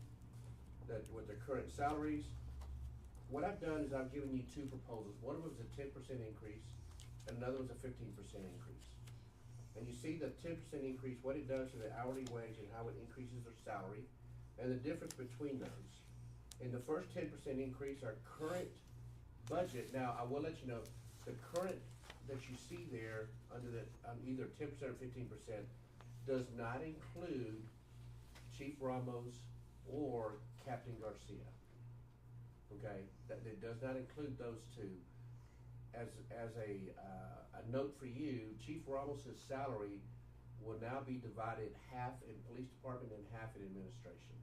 Okay, so while we're taking away from the police department, it's now going to be added to administration. It's still going to balance out, but we remove it from there. And I've removed Chief Garcia. Captain Garcia, because he is now pretty much going to be overseeing the police department with the work with Chief Ramos. So I would exclude them from there and have just the rest of the police department that's currently there. Currently, the salaries are $603,000 and not $603,988. That's the current salaries for the police department. This is base salary, does not include any overtime. A 10% raise would increase it to $663,407 for a budget increase of $60,000 in the annual. Now, understanding that we're already halfway through the fiscal year. The table that you see below there is the same hourly rates with a 15% increase. And that takes us from the $603,098 to $693,562 for an overall increase of $90,464. But I can tell you that these salaries will now put us very competitive with other law enforcement agencies around this area. And I can tell you that the 15% is where it makes us extremely competitive, if not over. The 10% almost gets us there. Doesn't get us there completely, but it almost gets us there. But the 15% increase will definitely get us there. This will also include an increase in the current salaries that we have. But what will happen is that new officers coming in will now be realizing a 15% increase in the initial starting pay that they have. Understand that a while back I authorized the chief to provide a $7,500 pretty much a sign-on bonus, but they get a certain dollar amount the moment they walk into the door, after the first year and after the second year. And now with the housing initiative that we have, where they'll be able to have a house afforded to them, along with the take-home vehicles, and not to mention, as I mentioned, the equipment that they're now getting as well. We think that we are really getting to the point now that we're gonna be very competitive with a lot of the law enforcement agencies in this area for officers. We're still down, 4 officers? 5 officers. Still have 5, 'cause we gained one, but we still lost one, so we just pretty much stayed the same, So, but, you know, I can tell you that they're hot on the recruitment trail. This would be a big boost toward that recruitment. So the 10% increase is about a $5,000 a month add to our budget. The other one's $7,500 a month to bring our police department up to our annual budget, or their annual budget. I'm all for either one of them, but is this gonna cause other departments to want more money? To be police officers? No. We hope so. No, I mean, like the water department, are they gonna want raises and? Well, and I can tell you that the answer to probably that is gonna be a silent yes, because they're gonna wanna take a look and say, well, what about us? And while they do yeoman's work, that's a different area that I'd want to address in the future. The immediate need that we have right now, Councilman, is the police department. Oh, yeah, I know, I understand. And we're suffering pretty bad, and I would like to be able to come back in the next budget year and say, okay, I wanna turn around and take a look at each particular position and do a salary range, and be able to work within that salary range, to be able to do some increases that we need to. Because currently, I'm not sure if you're aware, currently we have a pay step range that's currently implemented in the city. And the only way that can change is that the city has to, or the council has to choose to do a cost of living increase where everything increases. But if that doesn't happen, there's a 2.5% built into every year that they move up, 2.5%. Oh, okay. I didn't So know that's that. built in already in the pay step grade. I wanted to. And that affects the officers as well. That does affect the officers. Officers and everybody. And this will be separate from that, so it'll adjust their ranges in itself. as they move up a year. I wanted to tell you guys, it just really clicked with me when Carol from the Chamber in Monahans came to speak to us. That we really are sister cities with Monahans, but that's a great thing. It's also in the way of we're easily losing officers that are willing to drive over there every day. Sure. Yeah. So The last 3 officers that we lost to Monahans. and our sheriff's department's also given raises this year. Yep. So I think by going with the 15%, we can be competitive, if not better than, and we can really retain a police It'll be a force. step in the right direction to try to $7,000 a Try- month increase. try to get some new officers here and maintain the ones we currently have. And the other one's 5. Okay. Any more discussion before we hear a motion? Do I hear a motion? I'll make a motion, we increase the salary to allow the police department to become more competitive and retain officers at the 15%. I'll second. A motion and a second to approve the agenda item, increasing the police department budget by 15%. All in favor? Aye. Any opposed? Motion carries. Thank you. And Mayor, Council, as a clarification, that will be effective immediately. Okay. Yes. Alrighty. Our last item on new business is an update on the kiosk issues with Tyler Technology. Mayor, Council, this was again brought to my attention, and I want to kind of go a little bit back on some background. Currently, in our utility billing system and our accounting system, we use a company called Tyler Technologies. You also know them as Encode. Tyler Technologies, prior to January, we had Tyler Technologies, we had the software system in our own file server here located at City Hall. In January, we moved to what's called a cloud-based system, which is basically now taking our Encode system, the Tyler Technology software system, and it's housing it on the cloud. The advantage of that is that I can access that system anywhere.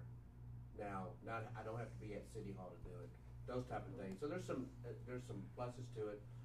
The downside that we've had, which we've been struggling with since January, is we have a third-party vendor, which is the AdComp kiosk that we use, that's located outside the side building. And they also have a payment system that you can call into, an 800 system, 800 number that you can call into to make a payment.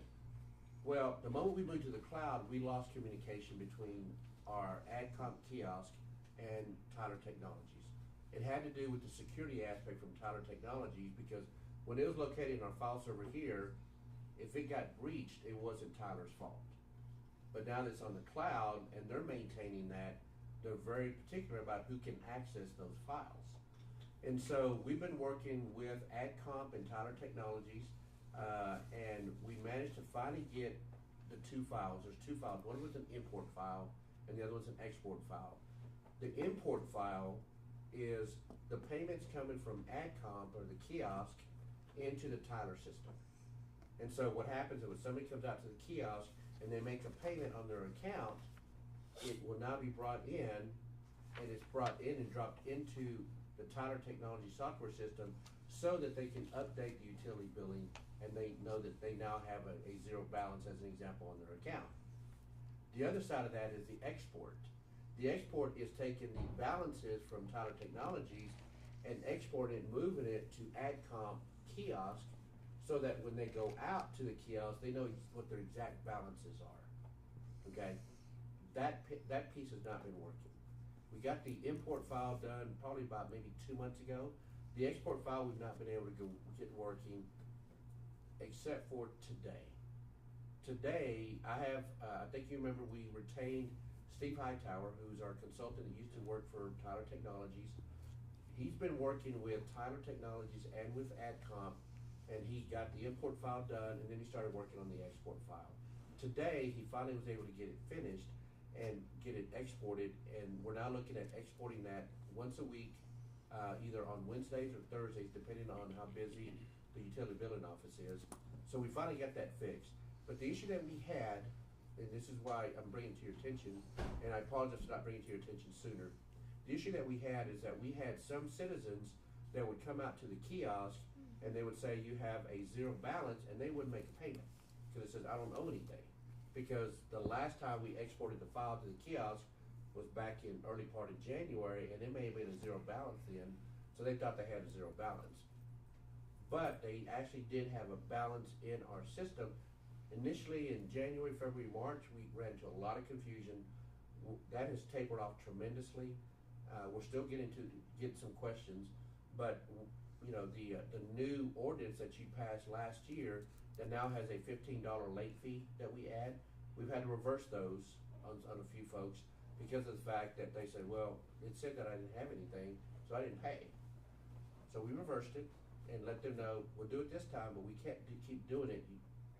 You get a bill in the mail. Until we tell you different, you need to follow that bill. And so we now have that happening where people are becoming more educated, or they may forget the late fee and they get disconnected. We've had to reverse a few disconnects, not too many, but a few. We had to reverse a lot of the $15 late fees initially. That has tapered off tremendously. We still have some coming up that's tapered off, but beginning next week, we will now have the export file that'll start going to the kiosk that'll be updated so that when our citizens come out and they look at the kiosk, and it's going to actually tell them a true balance. Once we get to the point that we're comfortable with the weekly, we're going to try to move to a daily. The problem is that it's a manual process. The other side of that is that back in January, when we broached this subject with Tyler, they said we do not have an API interface, which is the automatic payment processing interface, to go back and forth. We don't have one created. We're not going to do it. So we've been trying to figure out a way to go around it. We finally figured it out, and then I met with the Tyler representative yesterday, Steve and I did, and they said, oh, by the way, we're going to create an API now for that. What a great idea. What a great idea, exactly. And then he tells us that's going to be a 9 to 12 week development process just to get it to you so we can test. And you're still looking at 3 to 4 to 5 weeks after we get it to you to work out all the kinks and the bugs. So now all of a sudden we're looking at September, if we decided to wait. We're looking at September before we actually have one going back and forth. So until then, we're going to be doing a manual process to get it going back and forth until we can get that. Could we do that process on our new website so that people can just go to our website and it's pay your bill, all That seamless? is the one thing I've been looking at doing also with Civic Plus. Okay, that'd be great. So the actual bill that they are receiving, that is the correct bill. That's a correct bill. So what happens? When they go online, that is not the correct bill. That's Yes, correct. or call. So, so if we get in that situation, can we put something in the city that, you know, for corrected bills or something? Because I got hit a lot with that, like, Yeah. and so just if it yeah. doesn't work this time, maybe we can let the public know. Right. Just wait for your. And that's part of what Sylvia and Becky have been telling folks is there's a problem right now. We know there's a problem. Just make sure that when you get your bill, that's the amount that you have to pay. And so, as just kind of information also, and for the public, whenever we do a utility billing, we do a bill calculation after we've done readings. we take that file that we completed and we know it's accurate, we send that to a company called Data Pros. And Data Pros will then take that and they will process that and they actually issue out the bills for us. And so it's going out. One of the things that you will hear, you may have heard or will hear, is that there's a delay sometimes in them getting their bills. They say, we got our bill on the 15th and it's due on the 18th and there's a weekend in between. That's happened once that I know of. And they're asking us, can you send the bill out earlier? We have our billing date that we know, and we do. Data Pros takes it the next day and they kick it out immediately. The delay is coming in the Postal Service. And that's where the delay is at. And we've had to tell them, we have a set how we do it. The delay is coming from USPS. That's where the delay is at. So I wish we could help you out, but we cannot expedite that any more than what we already do. Now, once we move to Civics Plus, where we can have everything automated online, then we should have the ability to look at everything via either an app or a website. I'm told, and I believe I was told, well, never mind, I'll leave that alone because I'm not 100% sure on that. But I know that through Data Pros, we should be able to incorporate that, and I'm sorry, not Data Pros, through Civic Plus, we should be able to incorporate that, bring it in so that people can view and be able to pay online. But We're this is waiting on brought the to my day. attention, and Councilwoman Short was asking if I would bring an update to the council on that, because I know that you've been hit up on it, and again, I apologize for not bringing it to your attention earlier. We've been dealing with it, but I should have let you know so that the public would know that it's there. But I would tell the public, and it's something you need to know, is like, I know there's an issue, we're fixing it, but pay the bill that you get in the mail. That's accurate. Alright. Thank you for the update. You bet, thanks for you. All right, we do have a new format that I want to kind of explain to council and everybody that's present in the room in order to kind of provide some efficiency and shorten our meetings if we can. The staff reports are all available. We have them in our packet, and those folks are here tonight to answer any questions. But we're not gonna make them read line by line on things. So I'll give us all a few minutes, kind of look through your packet if there's anything in particular that you want to ask a question to the department heads. They're here for our answers. I've always wondered why that y'all did that. This is the one that confuses me when we review the checks that have already been mailed out. But it's the way it was done, but we're gonna clean it up a little bit. But they are here available to answer any questions.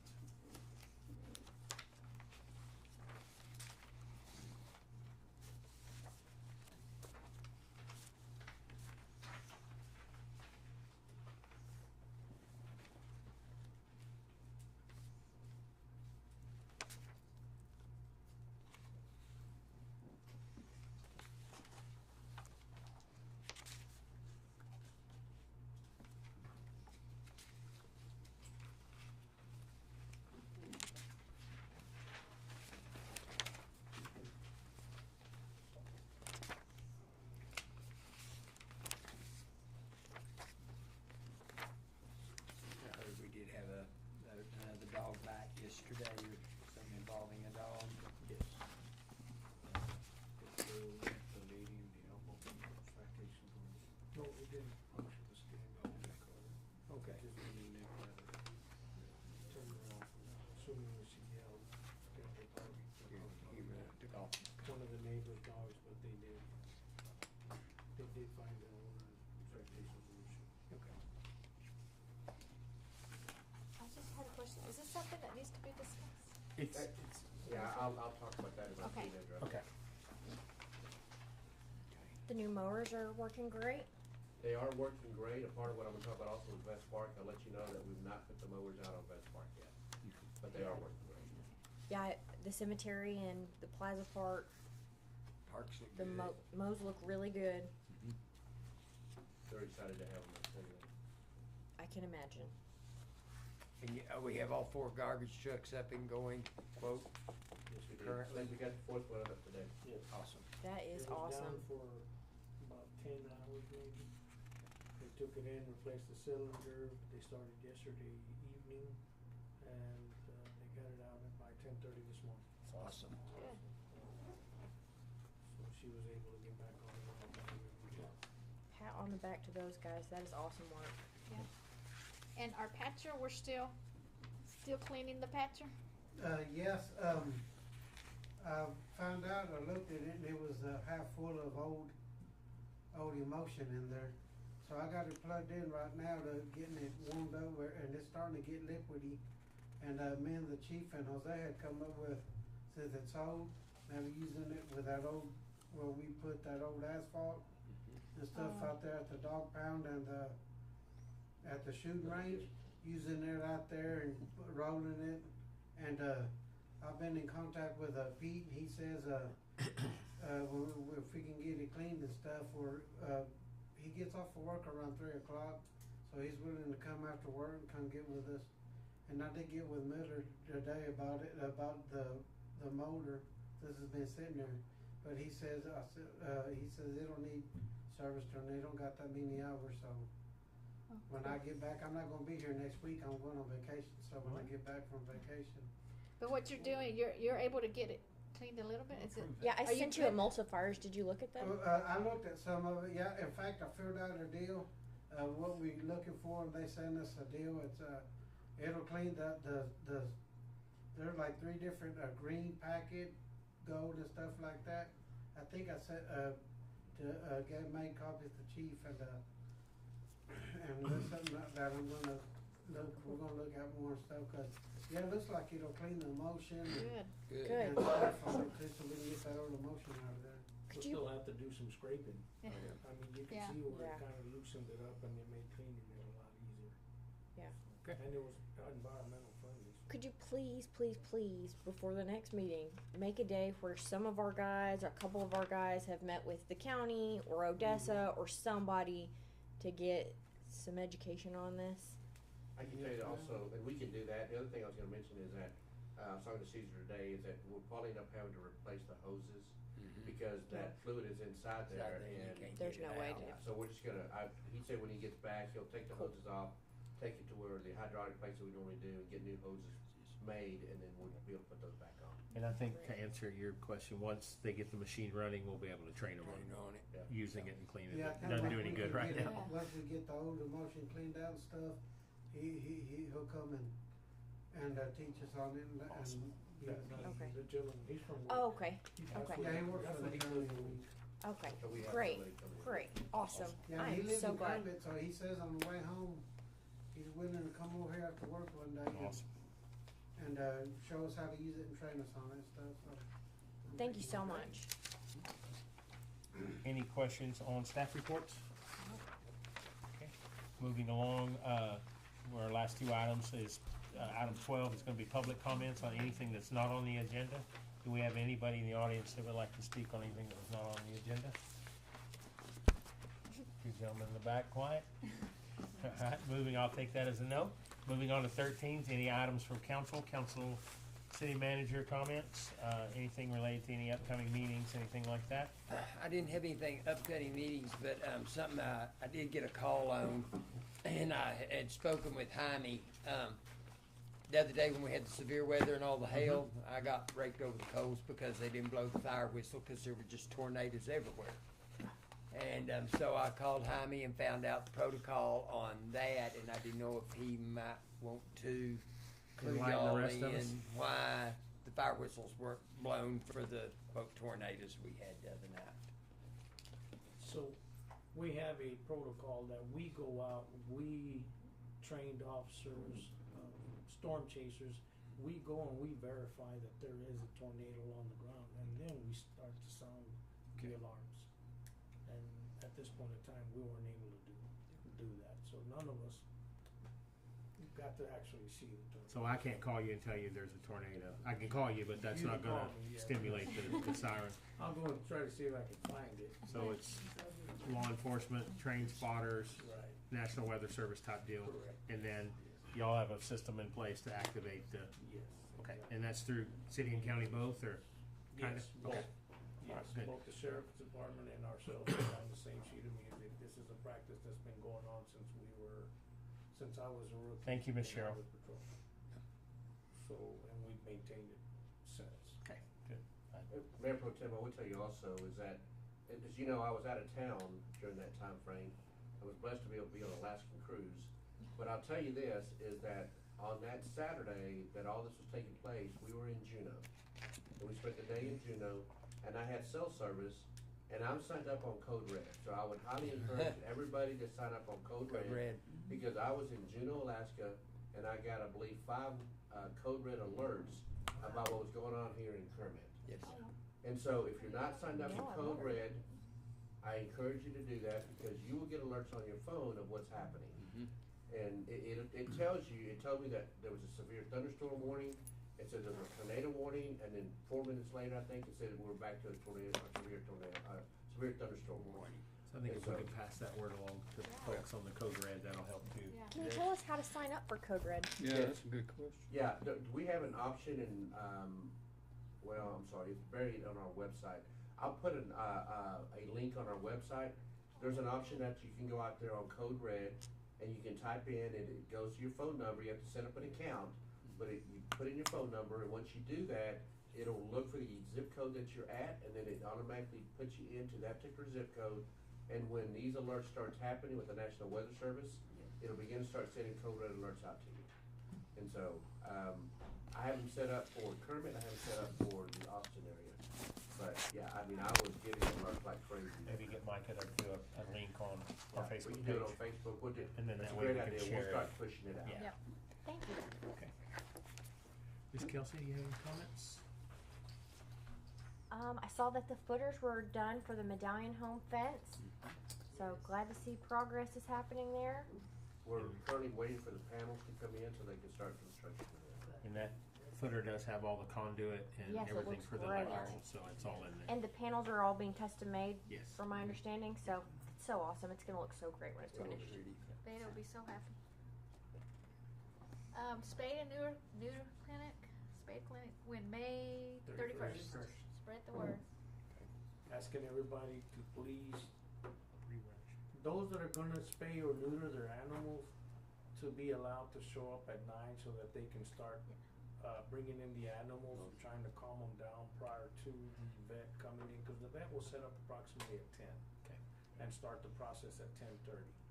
So we're asking those that will be spaying and neutering to bring their animals around 9 so that we can get them calmed down in their kennels. And those that are only gonna be obtaining shots to hold up until we actually open up around 9:30. And it will be at the city hall.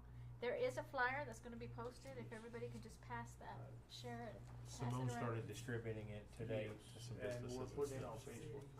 It's on Facebook as well. Okay. And it'll be at City Hall or at the fire station? Fire department. Fire, Fire sorry. station. I'll say, that's gonna be fun in here. It'll be right here in this room. That's the cleanup. And we can bring up anything that we might, Yes, sir. At this point in time, you can bring up anything. I heard you say it meetings ago, and I've heard other people, about the water station out there Yes, sir. and the honor system that's not being honored. They say that you can get some kind of system there. Have y'all ever thought about that? Or We is are it- looking into Okay. it. And what it is, and that was my discussion point all along. If I can go to West Texas Gas and put my credit card in and get gasoline, we can do something similar to that over Mhm. there. And I think it would immediately pay for itself Yeah. quickly. But yes, so thank you on that. Anything Because else? I see a lot of trucks there. No, Oh, they're no? just stopping. Oh, okay. Having lunch. Make it focus. Using the restroom. I don't know if that's stopped or not, Checking but their tires. right in the floor. Yeah. Mr. Mike, you got anything?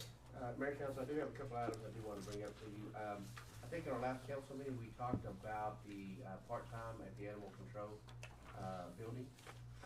And we talked about having employees do overtime if they so choose. After further discussion, I think that we would not have the consistency we're looking for if we had employees doing overtime, because they may say, yeah, I'll do it this weekend, and then all of a sudden he comes in and says, well, I forgot, my wife said that I'm gonna go get my hair cut in Odessa, so I can't go. And it's strictly overtime, there's no requirement to be there. So we're gonna go the route of actually hiring a part-time person out there, so that we do have that consistency to know that there's somebody out there every single weekend cleaning up. We do have some community service workers that we'll be able to work with also, but as far as an employment standpoint, we're looking at a part-time person coming in.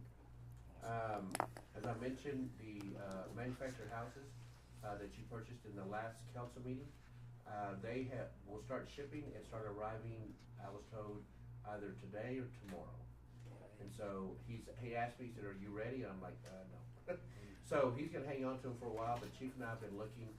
I really believe that our first best bet is gonna be a location over at Tornillo that we've set up the roll-offs before for reclaim permit, but that's the largest place that we do have. And of course, we verified that there was no TCEQ landfill permit out there. And so we just have to start getting the property ready. I think we could probably get 3 placed out there right away by just doing a caliche, and that's kind of what we're gonna do initially, is put 3 out there and kind of work from there. So you'll probably see that coming up in the next couple of weeks. We'd still have to get water, wastewater, everything run to it, and drop some electrical loops and stuff. So the picture that you see here, this is, we've got somebody doing donuts out at the new cemetery. That's why they. Yeah. That's And why they so closed. That's what you're seeing here, and I think that was the reason that probably we had, that we were closing it. The only thing that we can do, of course, is anything else, is try to do some monitoring for the police department. However, as anything else, I'm sure you probably have seen the news about, there are occasions in some cities that they will, close off an intersection, and then they just sit there and do, like Fast and Furious, and they'll do donuts in the middle of the intersection. They close off the intersection, and these are just pretty much young people, teenagers that are doing this. And the moment that somebody hears of police, and they all take off. Yeah. It started happening, and everybody's recording it, put it out on social media, and police are finding out after the fact, and they have to have a tough time detecting what they are. I'm not saying it's what's going on here, but it's difficult because you do have people watching for police department and going out and doing a donut and then taking off and we don't even know until the next day or next couple of days. So we'll continue to kind of monitor it, but that's what you're seeing here on this picture.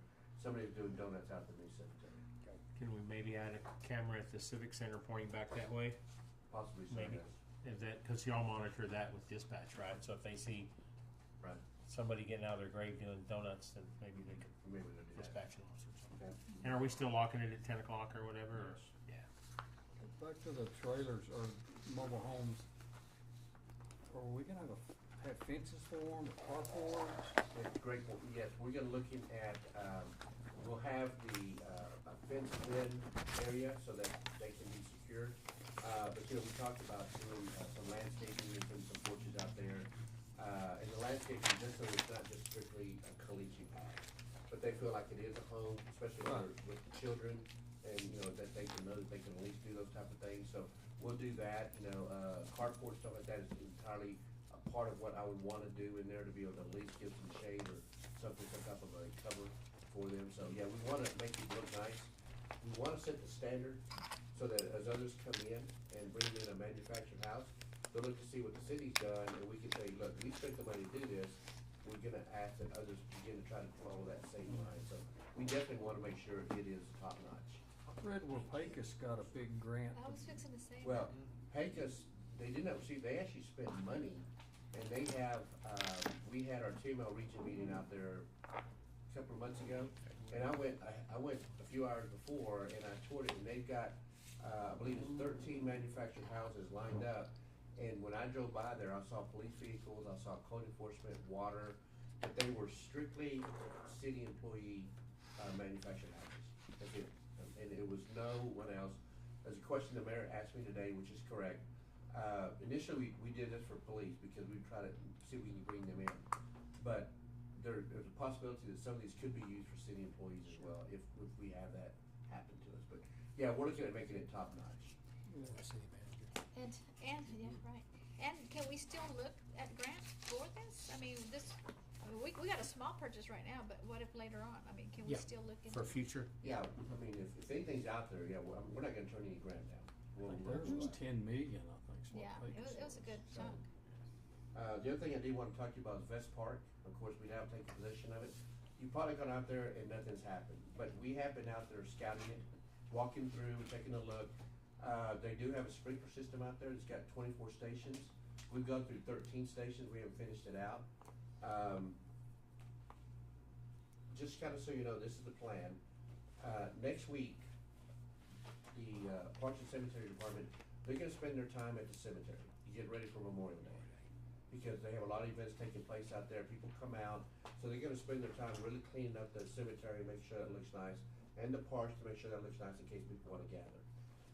The week after Memorial Day, that Tuesday, it's gonna be all hands on deck, and I'm talking park, cemetery, streets, water department, everyone will be out at Vest Park, and we're gonna go through there and start cutting down those trees that are dead. We're gonna start hauling those away. I want to bring in a tractor and a shredder to mow everything down. I don't wanna put our new mower out there, so we're gonna do a tractor and a shredder. But the thing is also is that the concern that we have, because there's just a lot of dirt, and this is a concern that Alfredo brought to us, is that if we go out there and just start cutting right now without watering, we're gonna cause a huge dust storm out there, because it's really just a lot of dirt. And we talked about the burning of it when I talked to Alfredo and Caesar. Yeah. The concern we have is we may burn some of those sprinkler heads, which I never thought about, because we had talked about just having a controlled burn if we can work with the county, so that we can just burn all those grass burrs and sticker burrs out there, which will kill it. But we may be prepared to turn around and have to replace sprinkler heads. That's a good point, but if we have those flagged, we could probably, it's not gonna be like a wildfire going through there. We could either wet it or have somebody there with a bucket over that sprinkler head. Good point. And then that way the fire could go past it and that head would be protected. But that's a good point. The reason I brought up the burning was to get rid of the sticker burrs themselves. And that's the quickest way to do it. And we wouldn't have to mow because we would burn that. So we're taking our own trees down? Yes. They're dead trees. Yeah. No, we're taking the dead trees. But we're doing that ourselves. We're not having somebody come in. We can do it ourselves. We're just knocking them over. Okay. Please, please, please be very, very careful. Yeah. Arborist that's a. They're not getting up in the trees. Okay. They're gonna use equipment and knock them over. Okay. Yeah, Okay. They won't be climbing the trees. Yeah, I think what they've done before Okay. is that they cut a part of it at the bottom, and then they just pull it. Put it over. Okay. And so we'll do that, and then we'll haul them off to Looks like, CCS. looked like what, 12? I think counted 12. I think there's about 2 good ones left in there. Yeah. Maybe 2. I want to tell you also that I got a call from the interim superintendent over at KISD, Dr. Schneider, and he stated that they're going to be doing some renovation at the elementary, and he asked if we wanted the playground equipment. They're going to remove it, and he said, do you guys want it for Vest Park? The chief went over there, took a look at it, he said it's a really nice piece of equipment. So the other plan that we have is that we currently have a playground equipment there. We're gonna leave that in place. But the other playground equipment that was the pipe type playground equipment, the swings and those type of things, we're gonna remove all that, we're gonna get rid of all that. We're gonna put this other piece of equipment in a different part of the park also. So we'll have 2 playground equipments at the park, and we'll put the plan is to put pea gravel down so that the kids can walk on the pea gravel, not on the grass burrs. And we'll spend some money, but not a whole lot, but just to get it there. The reason is that it's a temporary solution until we can actually design the park that we want. At that point in time, we'll pull it up and do everything else we need to, but it removes it out of KISD elementary, moves it over to Vest Park. It can be used now, because they will take it down and put it back down, and then we'll remove all the other old piping playground equipment that's there. That was, my era. The stuff that Rodney enjoyed when he was a child. Yeah, and so we'll remove all that. The purple one, the other one you're talking about, that is bad. I mean, that needs to be taken down. It's all busted up. The bolts are loose. I watched The one at Vest Park? Yeah, I watched a kid get pinched. So is that the one you're talking about leaving? Because at least It's the pipe the one- stuff's holding together. It's the one on the Be on the end northeast of the corner. Vest Yeah. Of the Vest. I mean, of we the may Vest- we may consider removing that and putting the elementary stuff there Okay, we haven't gone out and taken a look It's at pretty that. bad. because it's bad. It's Okay. it's bad. And it may be that may be the best solution for Yeah. us as well. Gosh, it's 25 years old though. At 30. And then their I work day, remember they're when it- also gonna replace any wood on the picnic tables and maybe put some paint on the picnic structures and stuff. So it'll be a nice, hard week of effort, but the citizens will see that something's happening at Vest progress. Park. Something going on. When is Yeah. the Parks and Rec board meeting? We have posted it in the newspaper twice, is that correct? The Parks and Rec Board? Okay, so now we can set a date and have a meeting. They've been texting me and calling, wanting to know when, so I'll get with Diana and we'll set something up. And And that'll be one of the endeavors that they And you have it on your board? Yeah, there might be a spot or two. Everybody's kind of give recommendations. So once I get everything finalized, I'll reach back out and see if there's one or two more spots. We were going to do 6. There's 7. 7 spots. And so we can bring that in the June meeting for approval, because the mayor appoints them with approval of the council. Yeah. Okay. So we'll bring that in the June meeting and have the Parks and Rec Board appointed, and then we can meet immediately afterwards. And the last thing I want to let you know is that the most exciting part, as excited as Gabby was about Christmas decorations, we're just as excited. Caesar passed his municipal solid waste license test today. Today. So he's now licensed under TCEQ as a municipal solid waste operator. Congratulations. Nice little bonus there, you too. You get some stipend, right? He For a does. certificate. He Oh, does. boy. So Good. that's we found that out. He was pretty excited about it when he let us know. But I did want to let the council know that Congratulations. this goes along with what we're talking about. We got to get more people in the city licensed and certified. And so Exactly. this is definitely a first step in that direction. But I do want to congratulate Caesar on getting that done. And it's been a long road for him. He went to class 3 days last week, and then came back up this week and took the test. Very good. Congratulations. Congratulations. That's awesome. And that's all I have, Mayor. All right. Go ahead. You got anything? I was gonna adjourn. No, I get to talk. Oh, I'm sorry. I got my 20 minutes. No, it's going to be very short. Thanks, everybody. I want to welcome Greg to our council. Looking forward to the future endeavors that we're all going to get drug into. I don't know who approved your vacation. It must have been when Mike was gone, but I did it myself. well deserved timing for that. I don't have anything other than thank y'all to everybody for everything we're doing. Yes. Do I hear a motion? I make a motion, we adjourn. A second. A motion and a second to adjourn. Any opposed? Motion carries. We're adjourned at 9:03 p.m. And you have some stuff I need to sign, Diana, before we leave? That's what I Oh, thought. both of us.